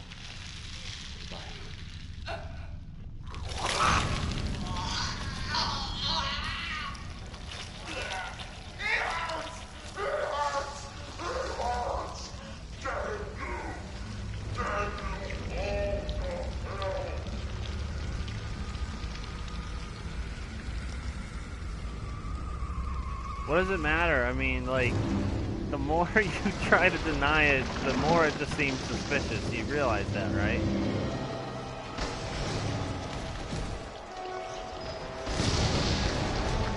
Damn. Alright, this boss fight is a puzzle somehow. I don't know what to do.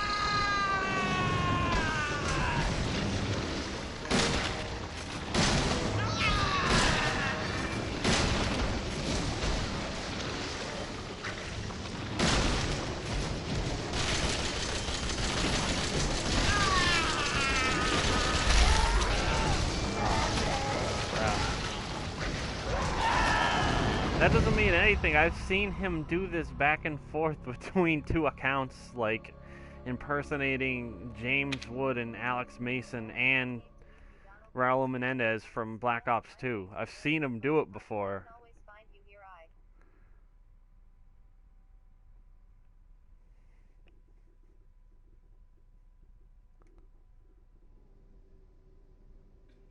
You. Why does everyone hate me?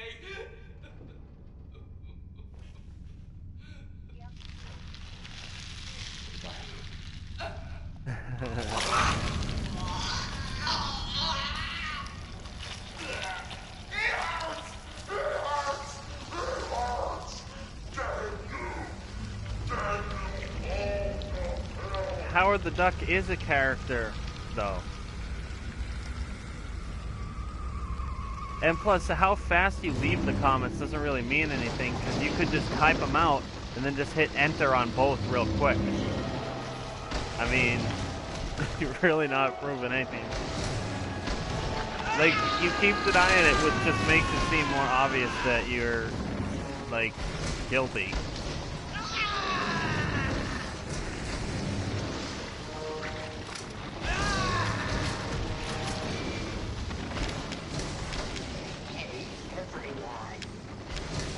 Yeah, I really don't know what to do here, like...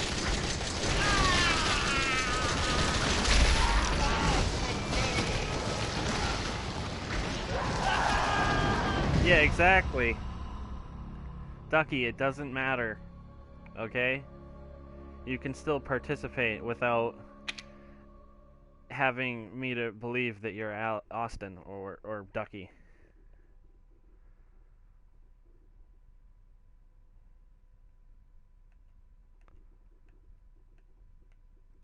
I admit it, when I'm a fake account.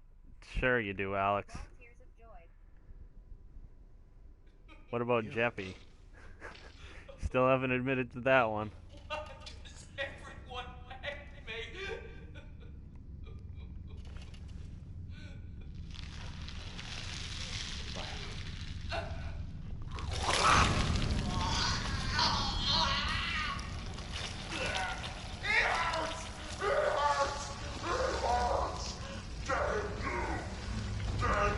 Yo, legit, if I was in the chat and the streamer was accusing me of being someone else, I would think it's funny and then just drop it, stop talking about it.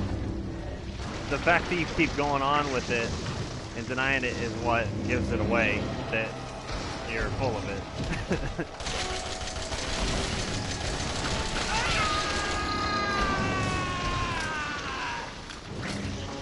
Okay, I keep dying over and over again. I don't really even... I'm really not even sure what I'm doing wrong.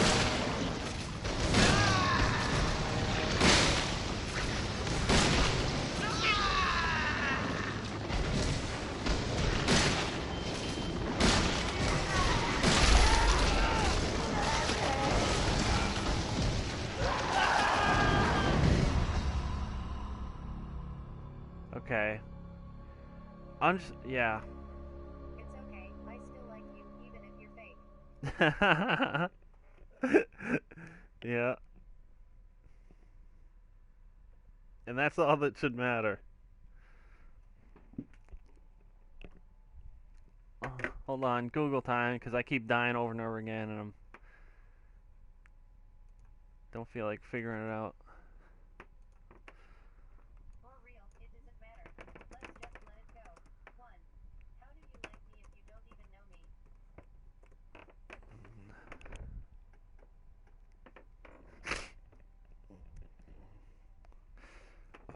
Ducky, what does it matter?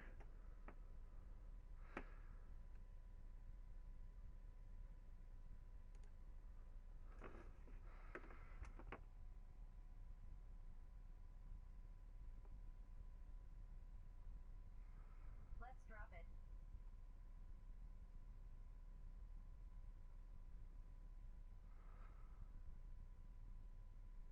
I like you as a individual. It's not a profound like or anything special. I just do so, just take it. Wait, what? Yes, what Donald said. Yummy face. Okay, whatever.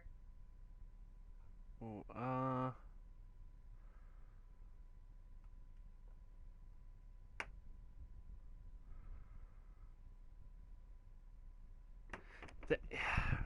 the tips I'm getting online are like stupid. It just says hit the monster with everything you got. That's what I've been doing this whole time. I don't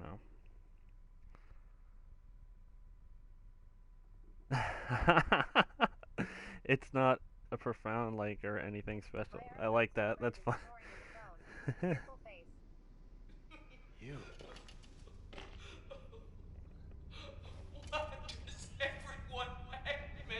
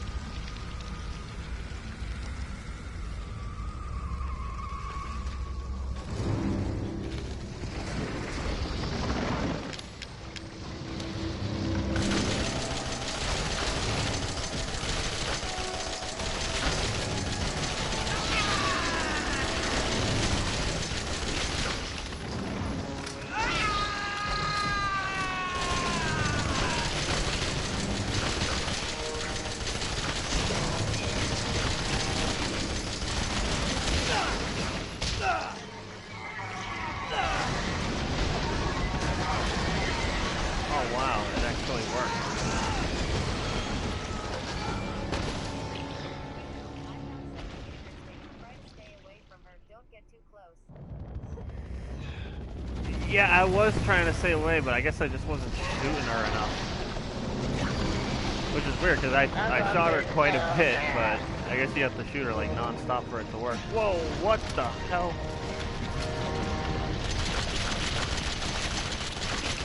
This reminds me of like something out of Dead Space.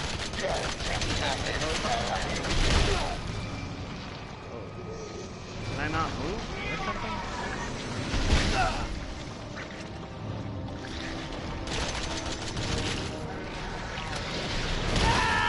Oh yeah, I gotta block the hits.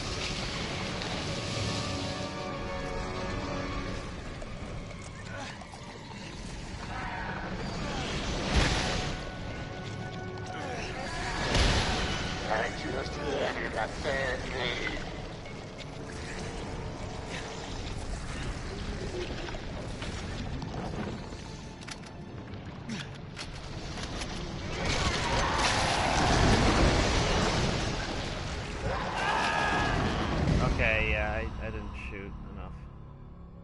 Scary. Fearful face, imagine fighting that in real life. Oh. Yeah. I would hope I'd have some serious weapons with me. Nah, no thanks. Yeah. I would want the BFG 9000 from Doom to fight that thing. Fearful face. That's about it. It's the only thing I would feel safe with. Oh man, it makes me start all the way at the beginning. Crap. Over and over again seeing this.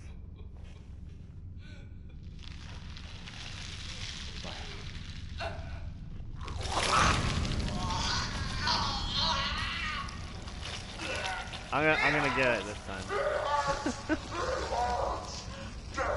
Better.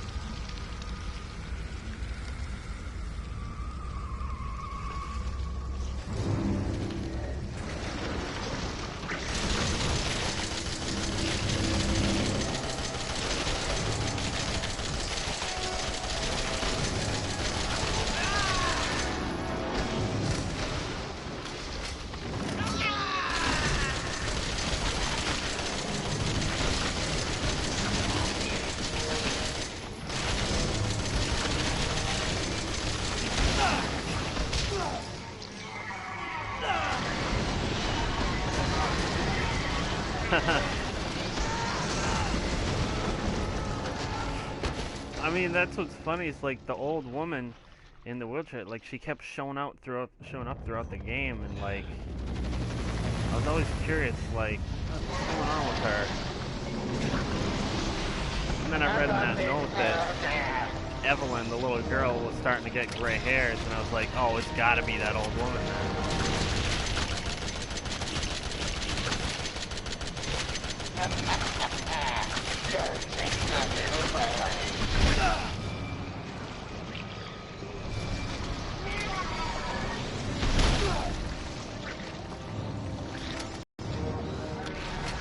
Let me reload. Ah, damn it.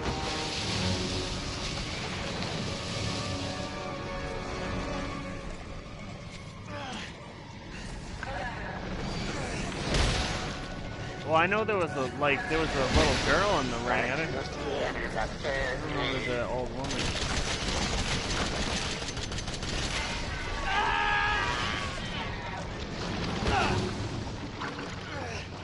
It's been at least like 15, 20 years since I saw that movie, though.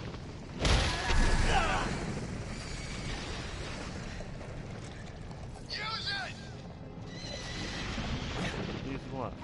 Albert. How is Albert? Playtime. What kind of gun is this?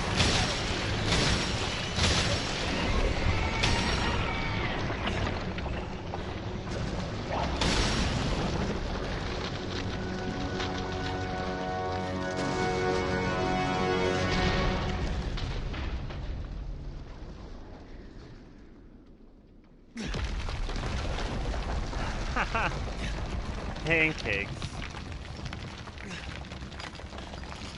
You know, this boss kind of reminds me of the final boss fight in another game, but I'm not going to say what, because it would be a spoiler.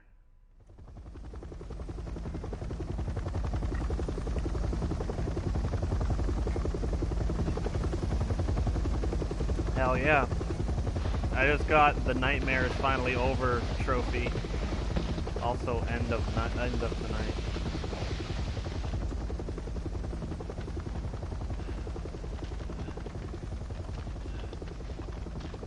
I don't think these guys are friendly though, to be honest. They probably work for Umbrella or something.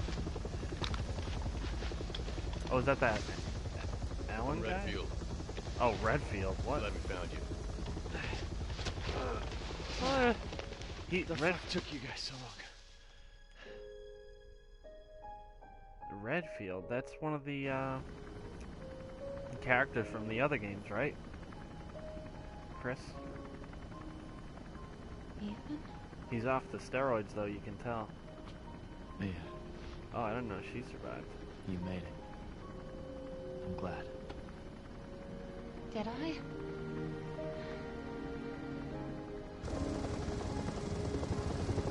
Haha.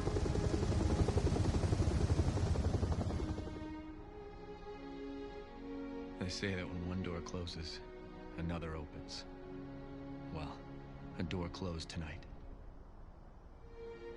And what a long night it was. But not just for me.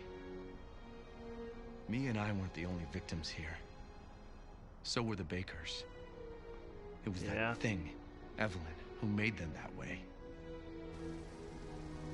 Umbrella. But now What? Evelyn's dead. And these guys are here to clean up the mess. I had just come to terms with losing Mia. Uh-oh. But now she's back and wants to start over. Put all this behind us. Maybe this is where the next door opens.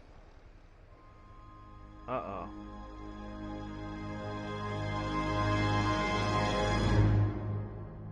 Why do I get the feeling that that ending right there is propaganda by the Umbrella Corporation?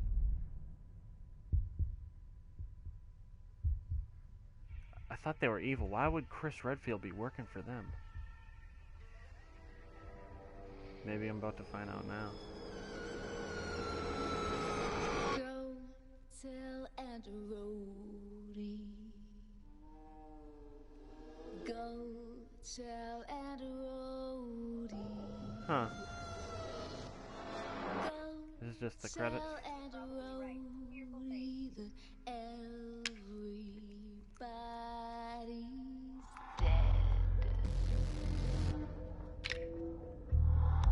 And I bet there are theories about this online. Almost guaranteed. Maybe there's a post-credits or something. No. Apparently not. 10 hours. Sweet. That's cool. When I looked it up, it said 9, but most people probably didn't die a million times at that final boss. I was too busy, like, arguing with Alex in his 2 different accounts. Not paying attention to the actual boss fight. And notice how he said, like, oh, like, if I go to take a shower, like, that one of the, you know, Ducky will still be around. And notice they're both gone now. Blah. Resident. You should read a theory. Heart. Oh, yeah. What, you mean right now on stream? Yeah, I'm sure they're going to make another Resident Evil. I'm just curious, like, whether it's going to be a game like this, like first person and horror, or if they're going to, like, do something new. Yes. Yeah? Okay. Because I really like the game. Additional free content? Not a hero? Huh. That's cool.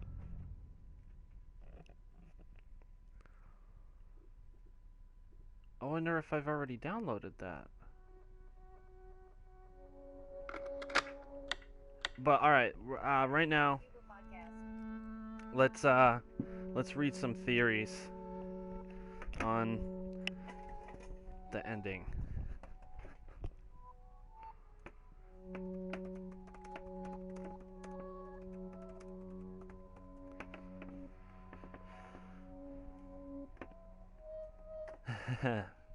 Hugo Podcast. Oh, here's one. Here's one that says ending explained how it ties into every other game, which is definitely interesting.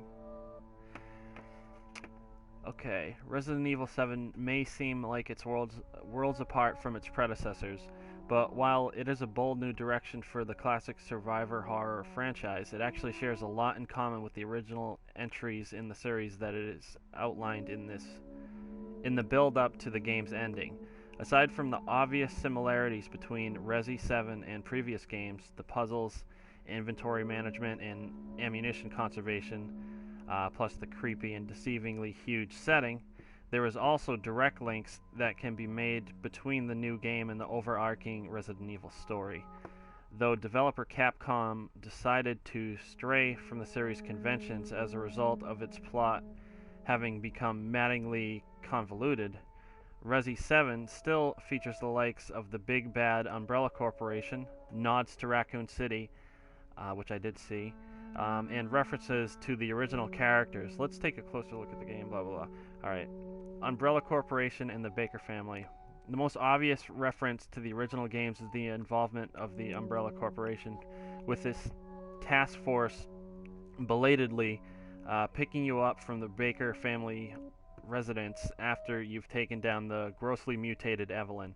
While the Umbrella Corporation was previously the organization responsible for engineering the T-Virus, i.e. the bioweapon that created a hell of a lot of zombies from the first Resident Evil onward.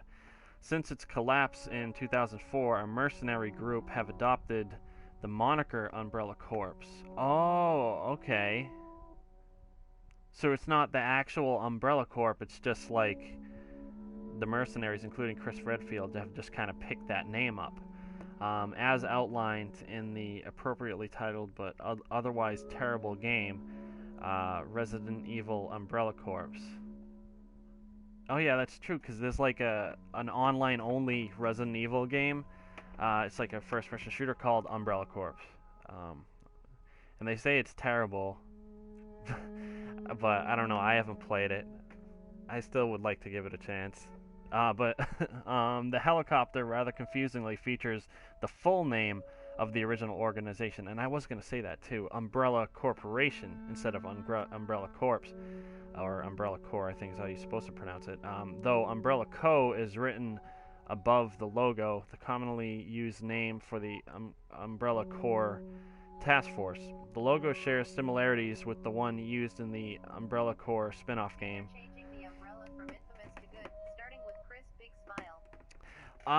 It's not that. It's like that there's some mercenaries, including Chris, that have just picked up the name Umbrella Corps. So they're not the Umbrella Corporation, just they're the Umbrella Corps.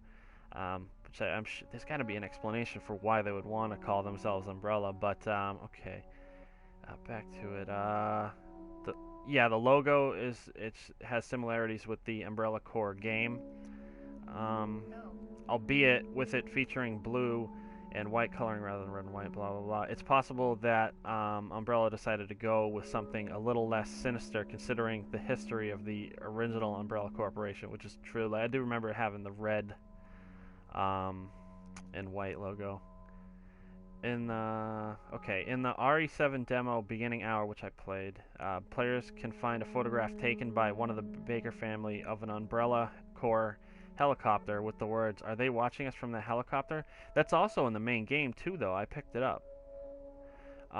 It's clear that Umbrella Corps has been monitoring the Baker family for a while then, but this begs the question, why did they not intervene sooner? According to a report found in a newspaper in the Baker residence main hall, at least 20 people have gone missing in Dalby, the game setting, which is where their house is, over the course of the past 2 years. The report, penned by none other than Resident Evil Outbreak's Alicia Ashcroft, reads, police suspect foul play and believe there may be a connection between the incidents. Plans are in place to set up local interrogations and increase personnel to further the investigations. And there was that cop that showed up at the house during the game too. Then he just got killed by Jack, the father of the family, the bald dude. This means that the true intentions of Umbrella Corps is somewhat shady, with their mercenaries clearly monitoring the Baker family guest house, but without pulling the plug on infiltrating the area.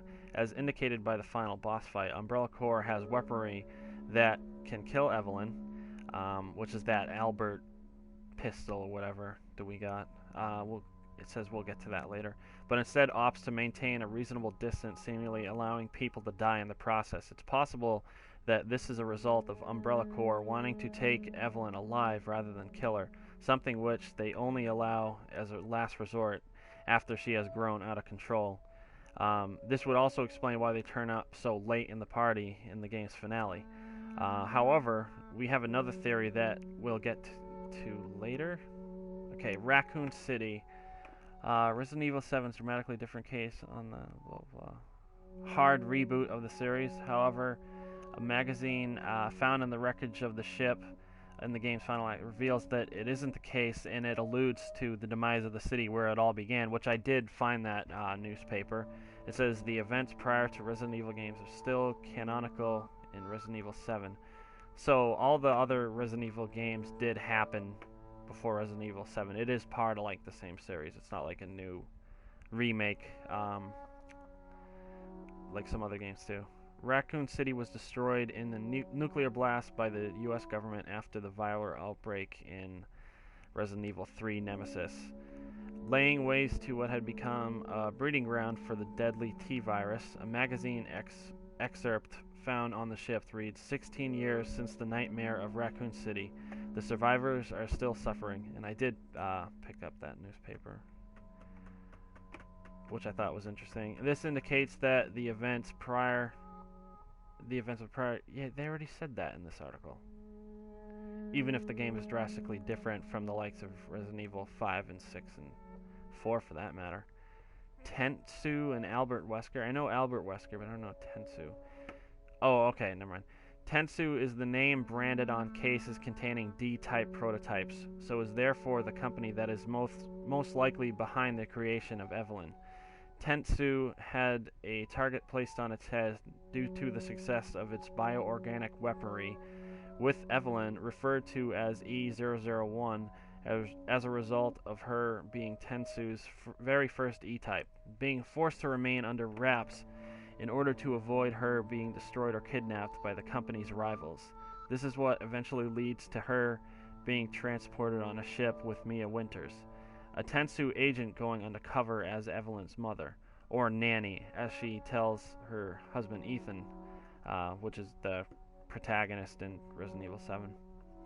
Tensu may be an unfamiliar name to Resident Evil fans, but it does share implied links with the series' various nefarious companies.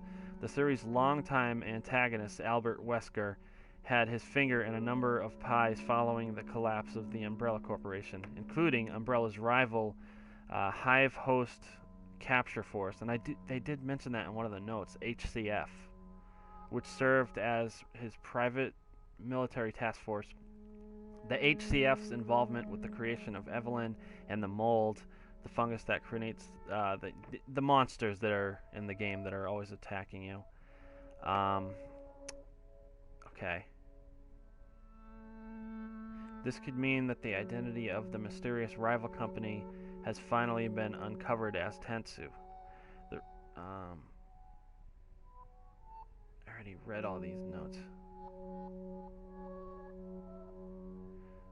Okay, it said a bunch of stuff about the project was instigated in 2000 as one of several concepts for the company's next boss, which is Next Generation Experimental Battlefield Superiority Initiative, working with technical assistance from HCF to develop a bioweapon for neutralizing combatants en masse with minimal direct combat. Next boss was later folded and all its assets diverted to this project. The report goes on to state that the project eventually led to the creation of Mutamycete, which... You're so cool for reading these to me, Hugo, and making me so happy.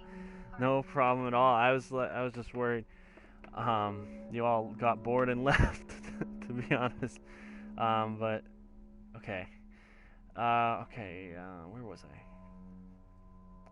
And you know, like after when I streamed Outlast 2, I did a similar thing where I was reading like online, but that was simply because I didn't understand the ending at all.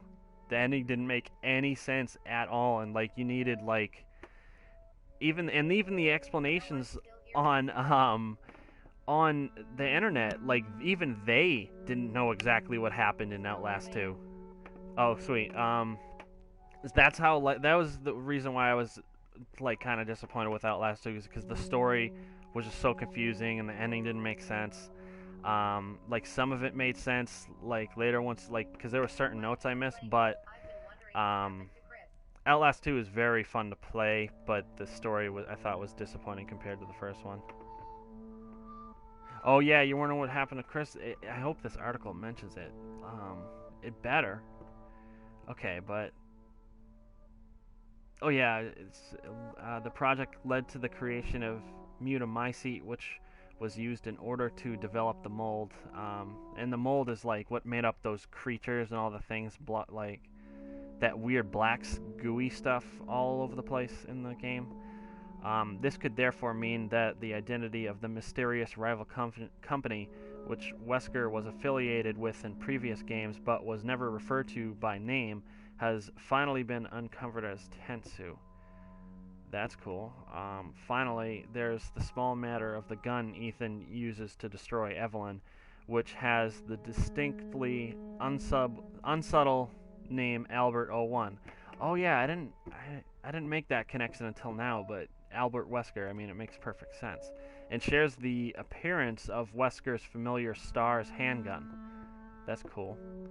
While many have speculated that Wesker is still alive during the events of RE7, we'd argue against this being the case and wager that he remains firmly deceased. Okay, that's a spoiler, but that's okay. Following RE5, the ending, basically. Considering that Capcom wanted to keep the story free of unnecessary complications, reintroducing reanimated Wesker into the game wouldn't exactly be in line with the developer's new vision for the series, even though he seemingly had a major hand in the creation of the fungus that led to the events of RE7. Redfield, Ethan's infection, and why the Umbrella Corps could be the bad guys. Now I hope this is interesting. It should be. After Ethan is rescued, it's in quotations by the way, by the Umbrella Corps, a man introducing himself as Redfield lends him a helping hand from off the ground. Although he doesn't look much like the series' veteran protagonist Chris Redfield, it's likely that Capcom has forced him to undergo a make-under in order to appear more like a mercenary and less like a Men's Health model. I was gonna say that, like when after I saw him and he said he was Redfield, I was saying like, oh, he must have got off the steroids, because the Chris Redfield, and like I know at least in Resident Evil 6 he's like massive, like he's like a Gears of War character. But okay, some have speculated that this isn't Chris, but rather the masked Umbrella operative Hunk. Don't know what that means, though this theory is undermined by the character being listed as Chris Redfield in the game's credits. Oh, okay. Is Hunk like a character maybe, or are they just calling him a hunk? I don't know. Masked. I don't know what that. But considering Umbrella Corps' aforementioned reluctance when it comes to tackling Evelyn themselves, the morality of the mercenary team is still debatable. While the appearance of Redfield certainly adds credibility to the theory that they're good guys who, for some reason, took their sweet time in launching a rescue mission, Ethan even acknowledges this by saying, "What the fuck took you guys so long?" their squad swooping down at the last minute to pick him up would certainly make sense if they were looking to get their hands on Tensu's E-type formula for themselves. As previously noted, Tensu had enlisted Mia to escort Evelyn on the ship without arousing suspicion, as Evelyn was being hunted down by the company's rivals. There's evidence of mercenaries having already attempted to capture her in the wreckage of the ship, with her having killed them prior to it washing up in Dulvey's waters and their corpses littering its decks.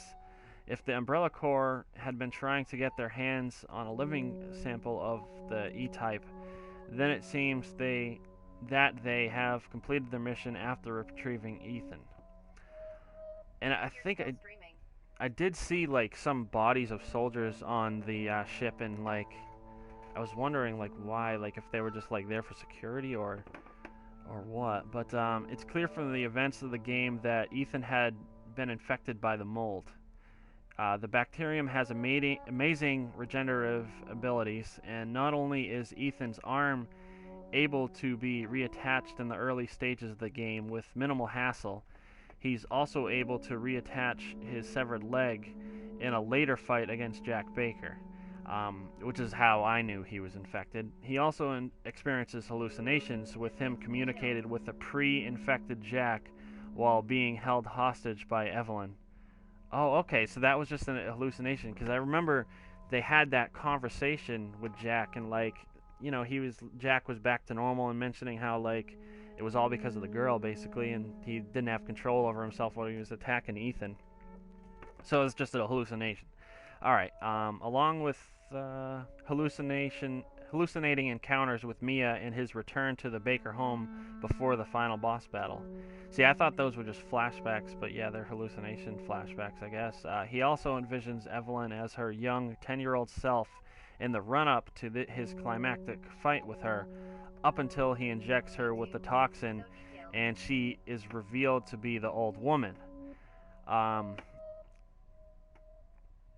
As outlined in the R&D report, 1 of 2 file, Evelyn uses the mold in order to control those who have been infected. The file reads, "It is also of note that Evelyn's mutamycete imposes a profound control over body and mind when introduced into a host organism.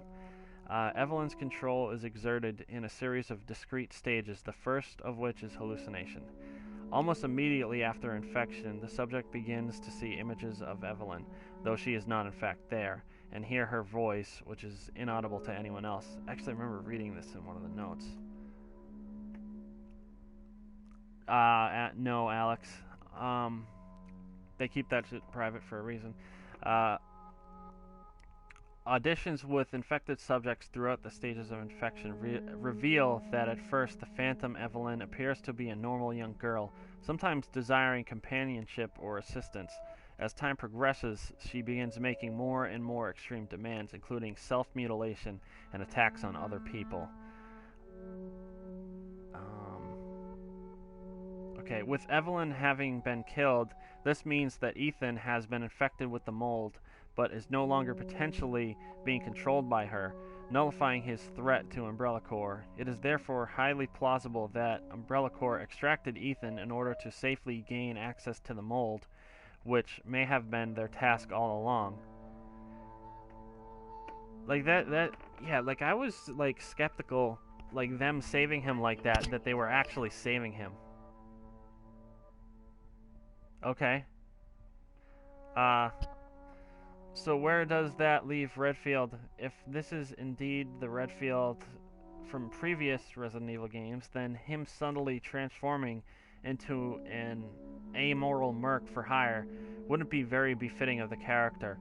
If we are to go with the theory that the Umbrella Corps have been working to extract the mold virus, it is possible that Redfield has been manipulated into doing so. After all, the plot of Resident Evil Umbrella Corps sees protagonist 3A7 being set up by his superiors in Left 4 Dead, so it's not exactly out of character for them to pull the wool over Redfield's eyes too. What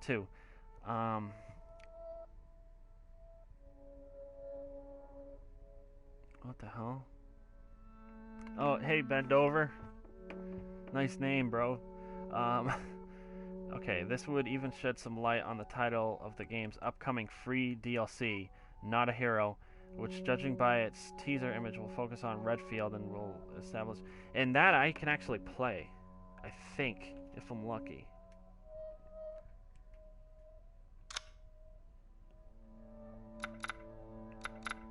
It just says banned footage.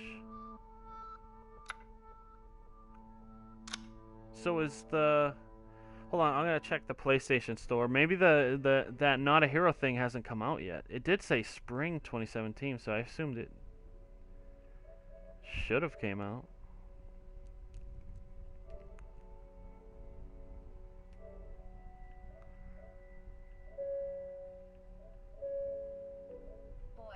Oh, I don't think it's come out yet.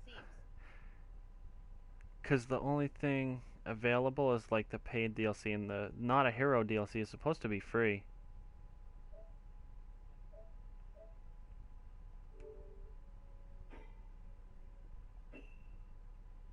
Yeah. Oh well. Maybe there's a release date. Let me search that.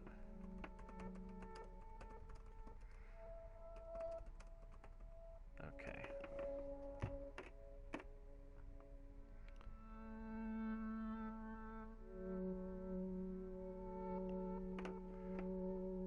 Oh, it says Resident Evil 7 DLC delayed, new content teased. So that would explain why it's not out yet.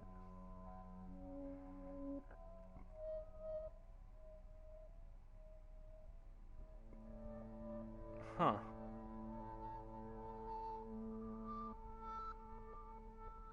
So... Okay, I gotta assume that maybe the DLC will come out like in summer or winter, maybe, at latest. But that'll be cool. I'll definitely stream that as well. But okay, back to the article explaining everything. Okay, so this would even shed some light on the title of the game's upcoming free DLC, Not a Hero, which, judging by its teaser image, will focus on Redfield and will likely establish why he's hanging around with the Umbrella Corps all of a sudden, with him potentially being manipulated into believing he's fighting for the good guys, only to discover that he's not a hero after all. We should find out more about Umbrella Corps' involvement when this DLC rolls around, but for now it's reasonable to assume that all is not what it seems when it comes to Ethan's rescuers. And that's basically the whole article. And that is like what I was thinking at the end of the game too, is that them rescuing him, well, what tipped it off for me was it saying Umbrella Corporation, and I'm, always suspicious of them, but like, but yeah, basically, just like I thought, that it's not, things aren't what they seem, basically.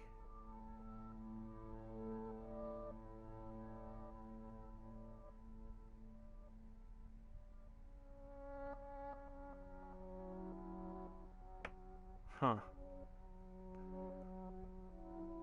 But that's interesting.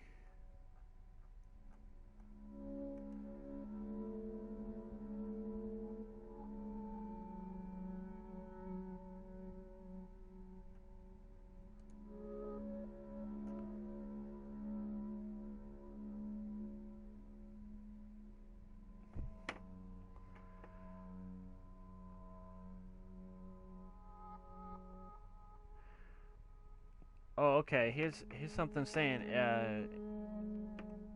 like answering whether or not there are multiple endings, which I was actually curious about, because I could have chosen to save Zoe early in the game, right? Okay. Oh wait, it says Resident Evil 7 isn't really a game bit around choice. I think it's supposed to say built, but it's probably a typo. The paths that players take are pretty straightforward throughout, but there is one really important choice that players will need to make later on in the game, After finding the items needed to make the serum and making it, Ethan is forced to use one of the serums on Jack Baker. Unfortunately, it doesn't save him. Instead, it kills him due to how much the mold had overtaken his body. And Ethan is left with only one vial of serum to work with. Here, the players must choose whether to save Mia, Ethan's wife, or Zoe, the baker's daughter who has been helping you throughout the game. Obviously, I chose Mia when I was playing. She was still alive at the end. Now, this might seem like a really important choice, but when it all boils down to at the end of the game, there's only one correct choice to make in this moment. If Ethan chooses to save Mia, she takes the serum and locks herself in a room as she fights off Evelyn, who is a biological weapon of war created. Yeah, I already know that. Later in the game, she shows up to help Ethan and is later. Oh, cool. Nice. Later in the game, she shows up to help Ethan, is later seen in the helicopter flying away with Ethan after the game ends. This is the good choice. Okay. If players choose instead to save Zoe and let Mia fall to the virus, Zoe will be cured and allowed to leave on the boat with Ethan. Since she isn't one of Evelyn's favorites, though, she is quickly killed once you arrive at the restaurant, which is a spoiler. I mean, I probably still will replay the game and play it with the opposite choice and choose Zoe instead, but okay. So I'm spoiling it for myself now. She is quickly killed once you arrive at the wrecked ship, making the serums use all but not.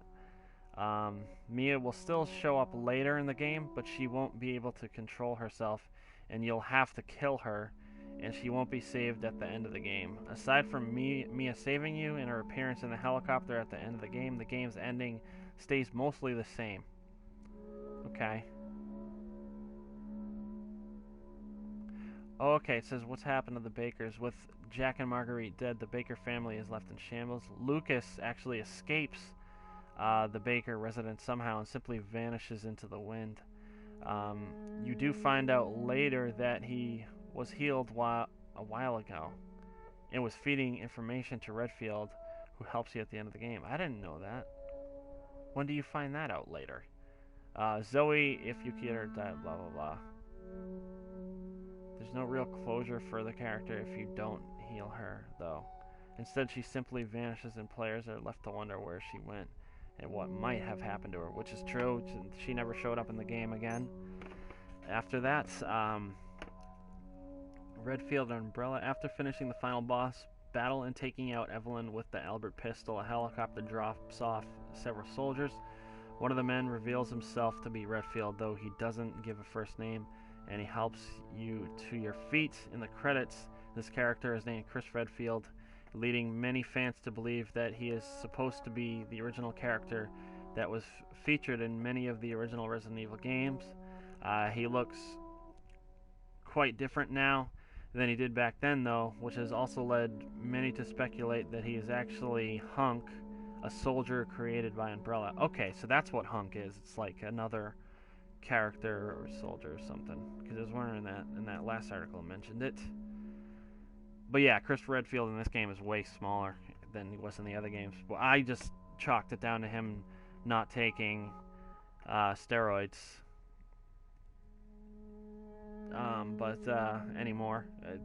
Which brings us to our next big mystery, which is the fact that the chopper that Ethan and Redfield fly out on has a big Umbrella logo on it. This is confusing for many fans because Umbrella has supposedly been shut down since 2004 when the company collapsed after being found guilty of multiple crimes involving their biological weapons of war.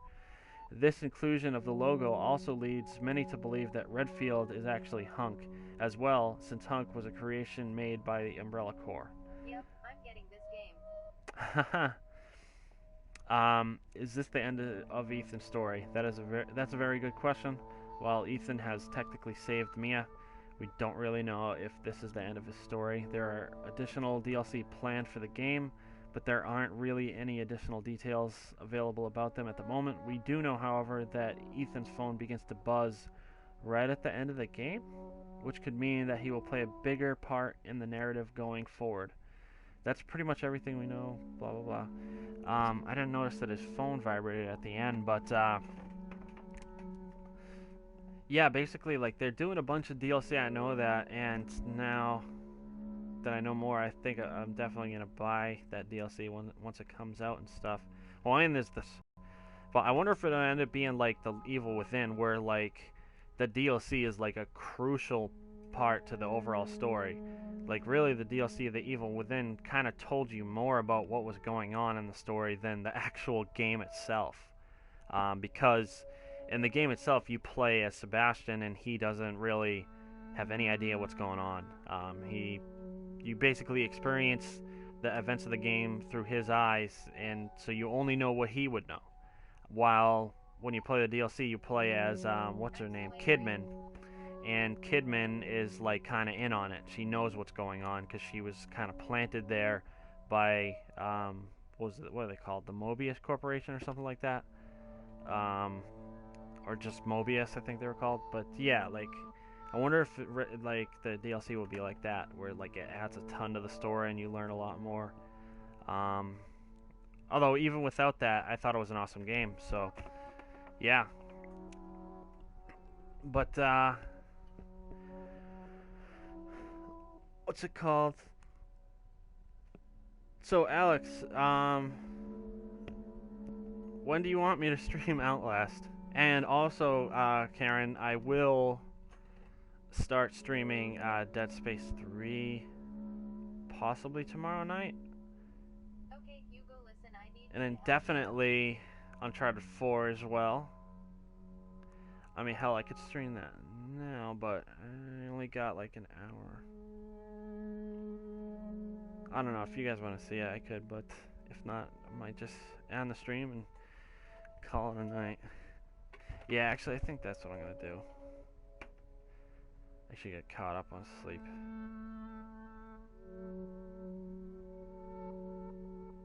Saturday. Also, I want to smoke some crack before I go to bed. A bowl of crack a day does the body good.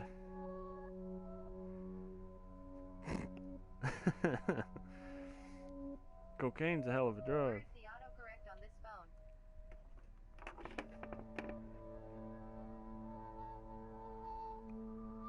So you want me to play Outlast Saturday, or you want me to smoke crack Saturday?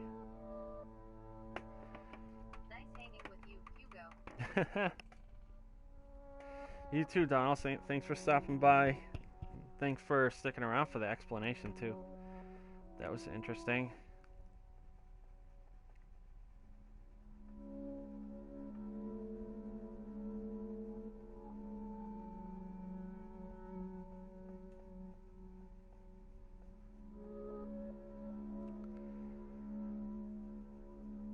Outlast Saturday. Okay. So, Outlast, not Tyrone Biggums? No? No crack smoking?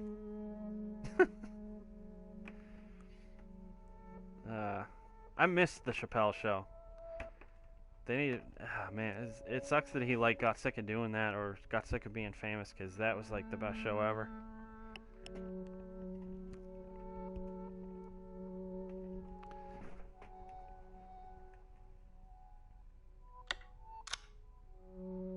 More? What's that?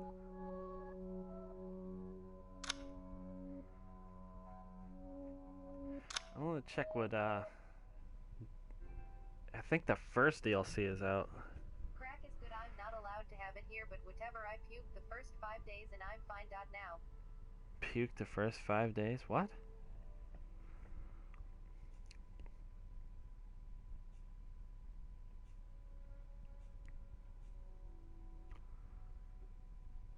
I don't even think I've met anyone that smoked crack, to be honest.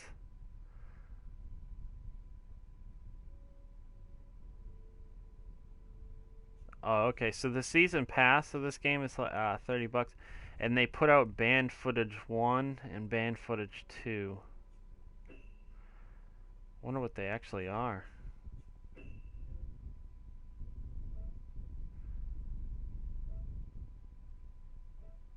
Huh.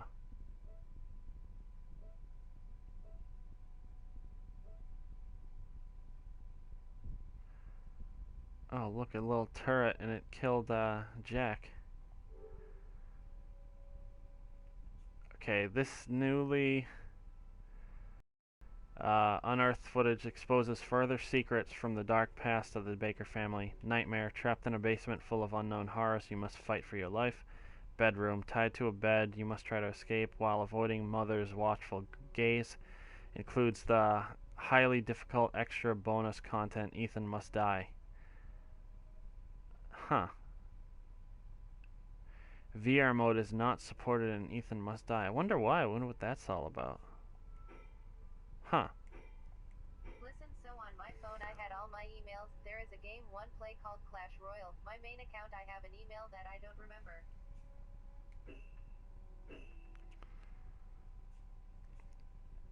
Yeah, I always back up all my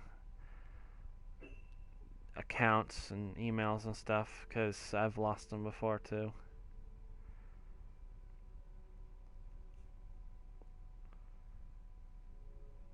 Yeah, like one of my PlayStation accounts that I used to troll people on.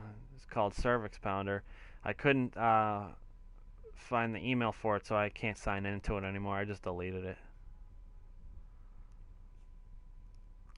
Okay, and then banned footage volume 2 is 21. Take part in a twisted card game where the stakes are your life.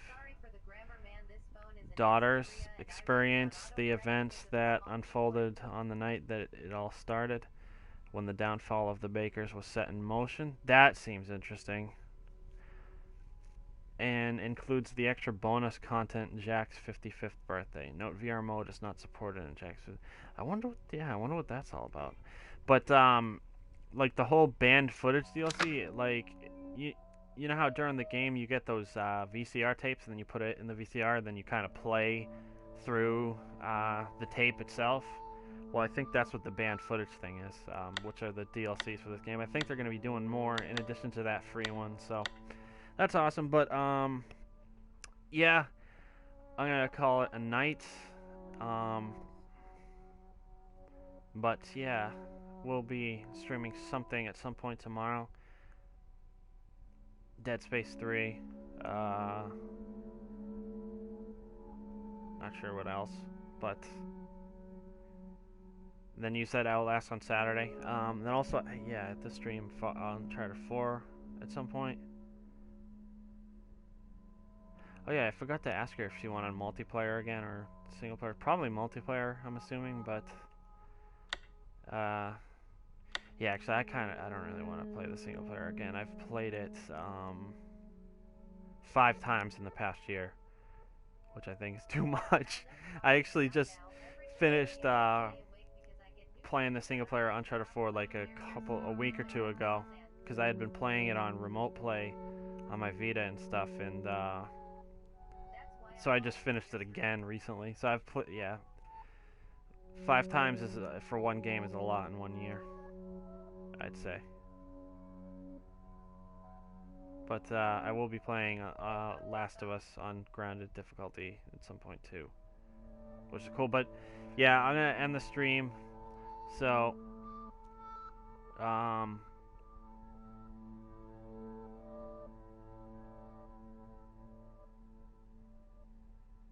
fuck this phone. Okay. I mean, that sucks, but yeah, I don't know. But alright, I'm gonna end the broadcast. I'll talk to you guys soon. Some point tomorrow, maybe. I don't know. We'll see. Peace out.